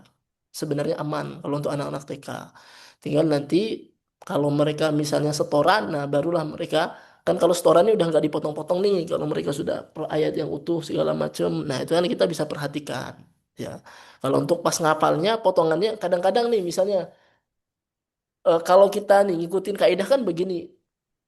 Kalau kita motong perkata amma yatasaalun anin nabail azim kan nggak boleh kita potongnya begini. Anin nabail azim. Ya, kenapa? Karena itu kan hurufnya an atau katanya an, terus an naba, terus al azim. Kalau anin itu apa namanya? Nabrak alif lam depannya. Kemudian nabail alif lamnya jadi hilang. Harusnya kan an naba. Terus nabail azim, harusnya al azim. Nah, cuma kalau anak TK nggak apa-apa. Anin nabail azim gitu ya. Karena bagi mereka bunyinya dulu aja. Mereka hafal dulu aja. Nanti kalau kita potong misalnya gini, an naba al azim, nggak bisa nyambung mereka malah kan. Nanti malah bacanya amma yatasaalun an naba al azim. Jadi gitu nanti. Ya, itu malah jadi lebih parah lagi gitu ya. Nah, itu maksudnya. Jadi kalau anak TK mereka menghafal dari bunyinya, ya maka nggak apa-apa ngikutin bunyinya saja dulu, bukan ngikutin potongan katanya. Nah, wallahu a'lam. Nah, mungkin itu ya. Ya, baik. Ini mungkin terakhir ya, Ustaz ya. Dari Bu Rosefa tadi udah bisa belum ya? Ya, baik. Terima kasih atas kesempatan Ustadz. Assalamualaikum Silakan warahmatullahi Ibu. wabarakatuh. Waalaikumsalam warahmatullahi wabarakatuh. Iya, izin 2 pertanyaan ya Ustadz. Saya tertarik untuk ikut kelas yang itu untuk penghafal Quran. Nah, permasalahannya saya dibilangnya tuh bacanya tuh baca Qurannya belum tartil. Nah, bagusnya eh, memperbaiki baca dengan tahsin dulu. Setelah bagus baru ikut kelas hafalan Quran atau bisa dilakukan ini secara paralel. Yang kedua, bagaimana caranya membangkitkan semangat untuk bisa konsisten baca Quran. Kadang-kadang saya bisa baca Quran sehari 3 juz, kadang-kadang nggak baca sama sekali. rasanya berat kan tadi apa Ustadz bilang. Berarti kalau misalnya kita nganggap Al-Quran itu susah gitu ya, berarti kan itu seperti tidak percaya sama janjinya Allah. Janji Allah itu kan Quran itu mudah. Memang dia berat, tapi berat maksudnya kemuliaannya gitu bukan Ustadz ya? Iya, Nah ya. itu dua pertanyaan itu mohon dibantu. Terima kasih. Ya. Ya, yang pertama untuk kelas yang tadi, ya namanya kelas menghafal mungkin itu bisa diikuti oleh siapapun. Bahkan bila dia tidak belum bisa baca Quran misalnya. Karena kan dia hanya menyampaikan metode. Adapun nanti pas menghafalnya, ya pas praktek sendiri, nah silahkan dia harus melancarkan dulu bacaannya tartil dulu, baru dia bisa menghafalkan. Tapi untuk pemahaman cara menghafal itu, saya rasa justru bagus dimulai dari sekarang. Sehingga nanti kalau kita sudah siap menghafal, udah tahu nih teknik menghafalnya. Ya, kadang-kadang kalau mulai dari tengah nih udah ngafal, caranya salah, kemudian baru pengen balik, nah itu malah lebih berat. Justru dari awal nih. Ya, kalau karena memang kelas ini terus terang jarang banget saya bikin ya. Kadang-kadang setahun tuh maksimal cuma 2 kali ya. Saya terakhir tuh tahun lalu. Ya, karena memang jarang banget kelas ini saya bikin. Jadi mumpung ada, memang saran saya daftar untuk di sesi apa di angkatan ini saja. Khawatir nanti ketemunya lagi di tahun setelahnya, gitu ya.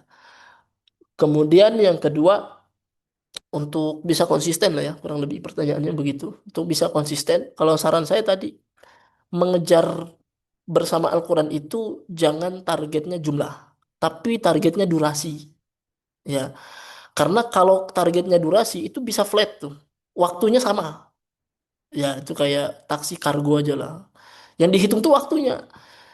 Mau berapapun dapatnya, pokoknya sehari saya harus 15 menit misalnya.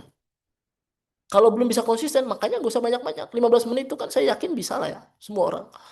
Tapi 15 menit terlalu banyak. 10 menit, berapapun dapatnya. Pokoknya 10 menit saya bersama Al-Quran.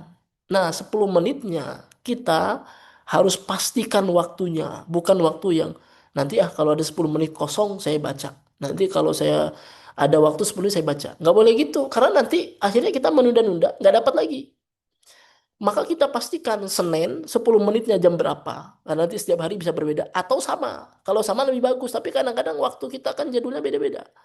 Senin karena masuk kantor lebih awal. Maka nanti ngambilnya 10 menitnya ba'da maghrib. Misal begitu tuh. Nanti Selasa 10 menitnya ba'da subuh. Rabu ba'da subuh. Kamis ba'da subuh. Jumat nih agak beda nih jadwal kita nih. Ya udah 10 menitnya sebelum subuh misalnya. Misalnya gitu ya. Tapi semua itu harus ditulis, dicatat. Jangan cuma dikira-kira, kira-kira gitu. Nanti lupa. Nah, itu yang nanti bahas di kelas tuh agak detail tentang bagaimana bikin waktu wajib bersama Al-Quran dan berapa minimal yang harus saya siapkan. Karena setiap penghafal Quran beda. Yang pemula, yang hafalan 5 juz, yang 10 juz, 15 juz, 20 juz, beda-beda semua waktunya. Gitu ya. Itu akan dibahas cara membuatnya, cara menghitung waktunya yang pas berapa untuk hafalan kita. Kenapa saya kasih contoh 10 menit? Ya karena memang untuk di awal itu kita kan lebih ke mengejar isi komah dulu. Tapi 10 menit ini jangan dipahami sama penghafal Quran yang hadir di sini. Wah, saya cukup 10 menit. Wah, beda. Nanti penghafal Quran jangan 10 menit. Ya, penghafal Quran setengah jam minimal itu. Tergantung hafalan juga nanti. Ada yang 1 jam, ada yang 2 jam gitu ya. Nah, ini 10 menit ini buat yang level tadi. Membiasakan dulu bersama Al-Quran. Nah, mungkin itu jawabannya.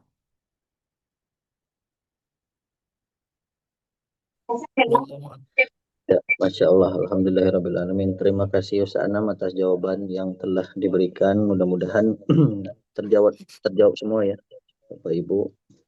Ya, Bapak Ibu, kita sudah di penghujung acara.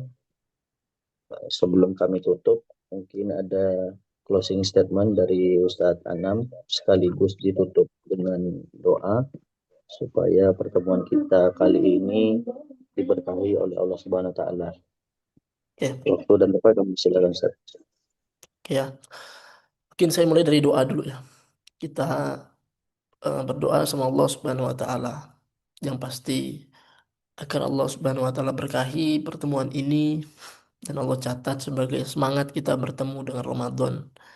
Karena tidak ada yang bisa memastikan apakah kita sampai pada Ramadan atau tidak. Tapi yang pasti semoga semangat ini sudah dicatat oleh Allah Subhanahu wa taala. A'udzubillahi minasyaitonirrajim. Allahumma ighfir lil muslimina wal muslimat والمؤمنين والمؤمنات الأحياء منهم والأموات.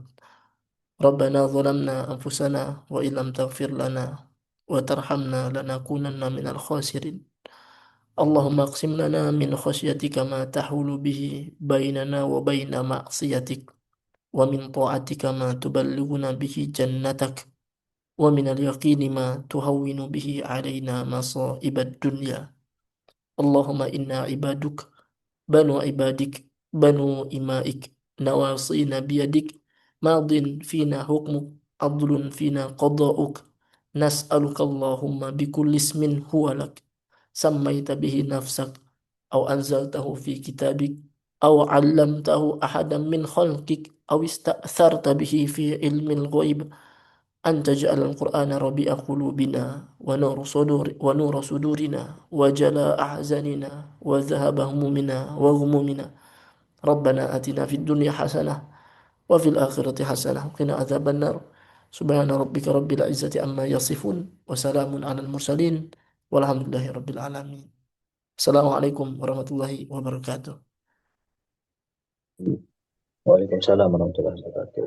Ya, terima kasih Ustaz Anam atas materi dan jawaban yang telah Ustaz berikan, dan ditutup dengan doa. Mudah-mudahan apa yang kita doakan bersama dapat diijabah oleh Allah Subhanahu wa taala.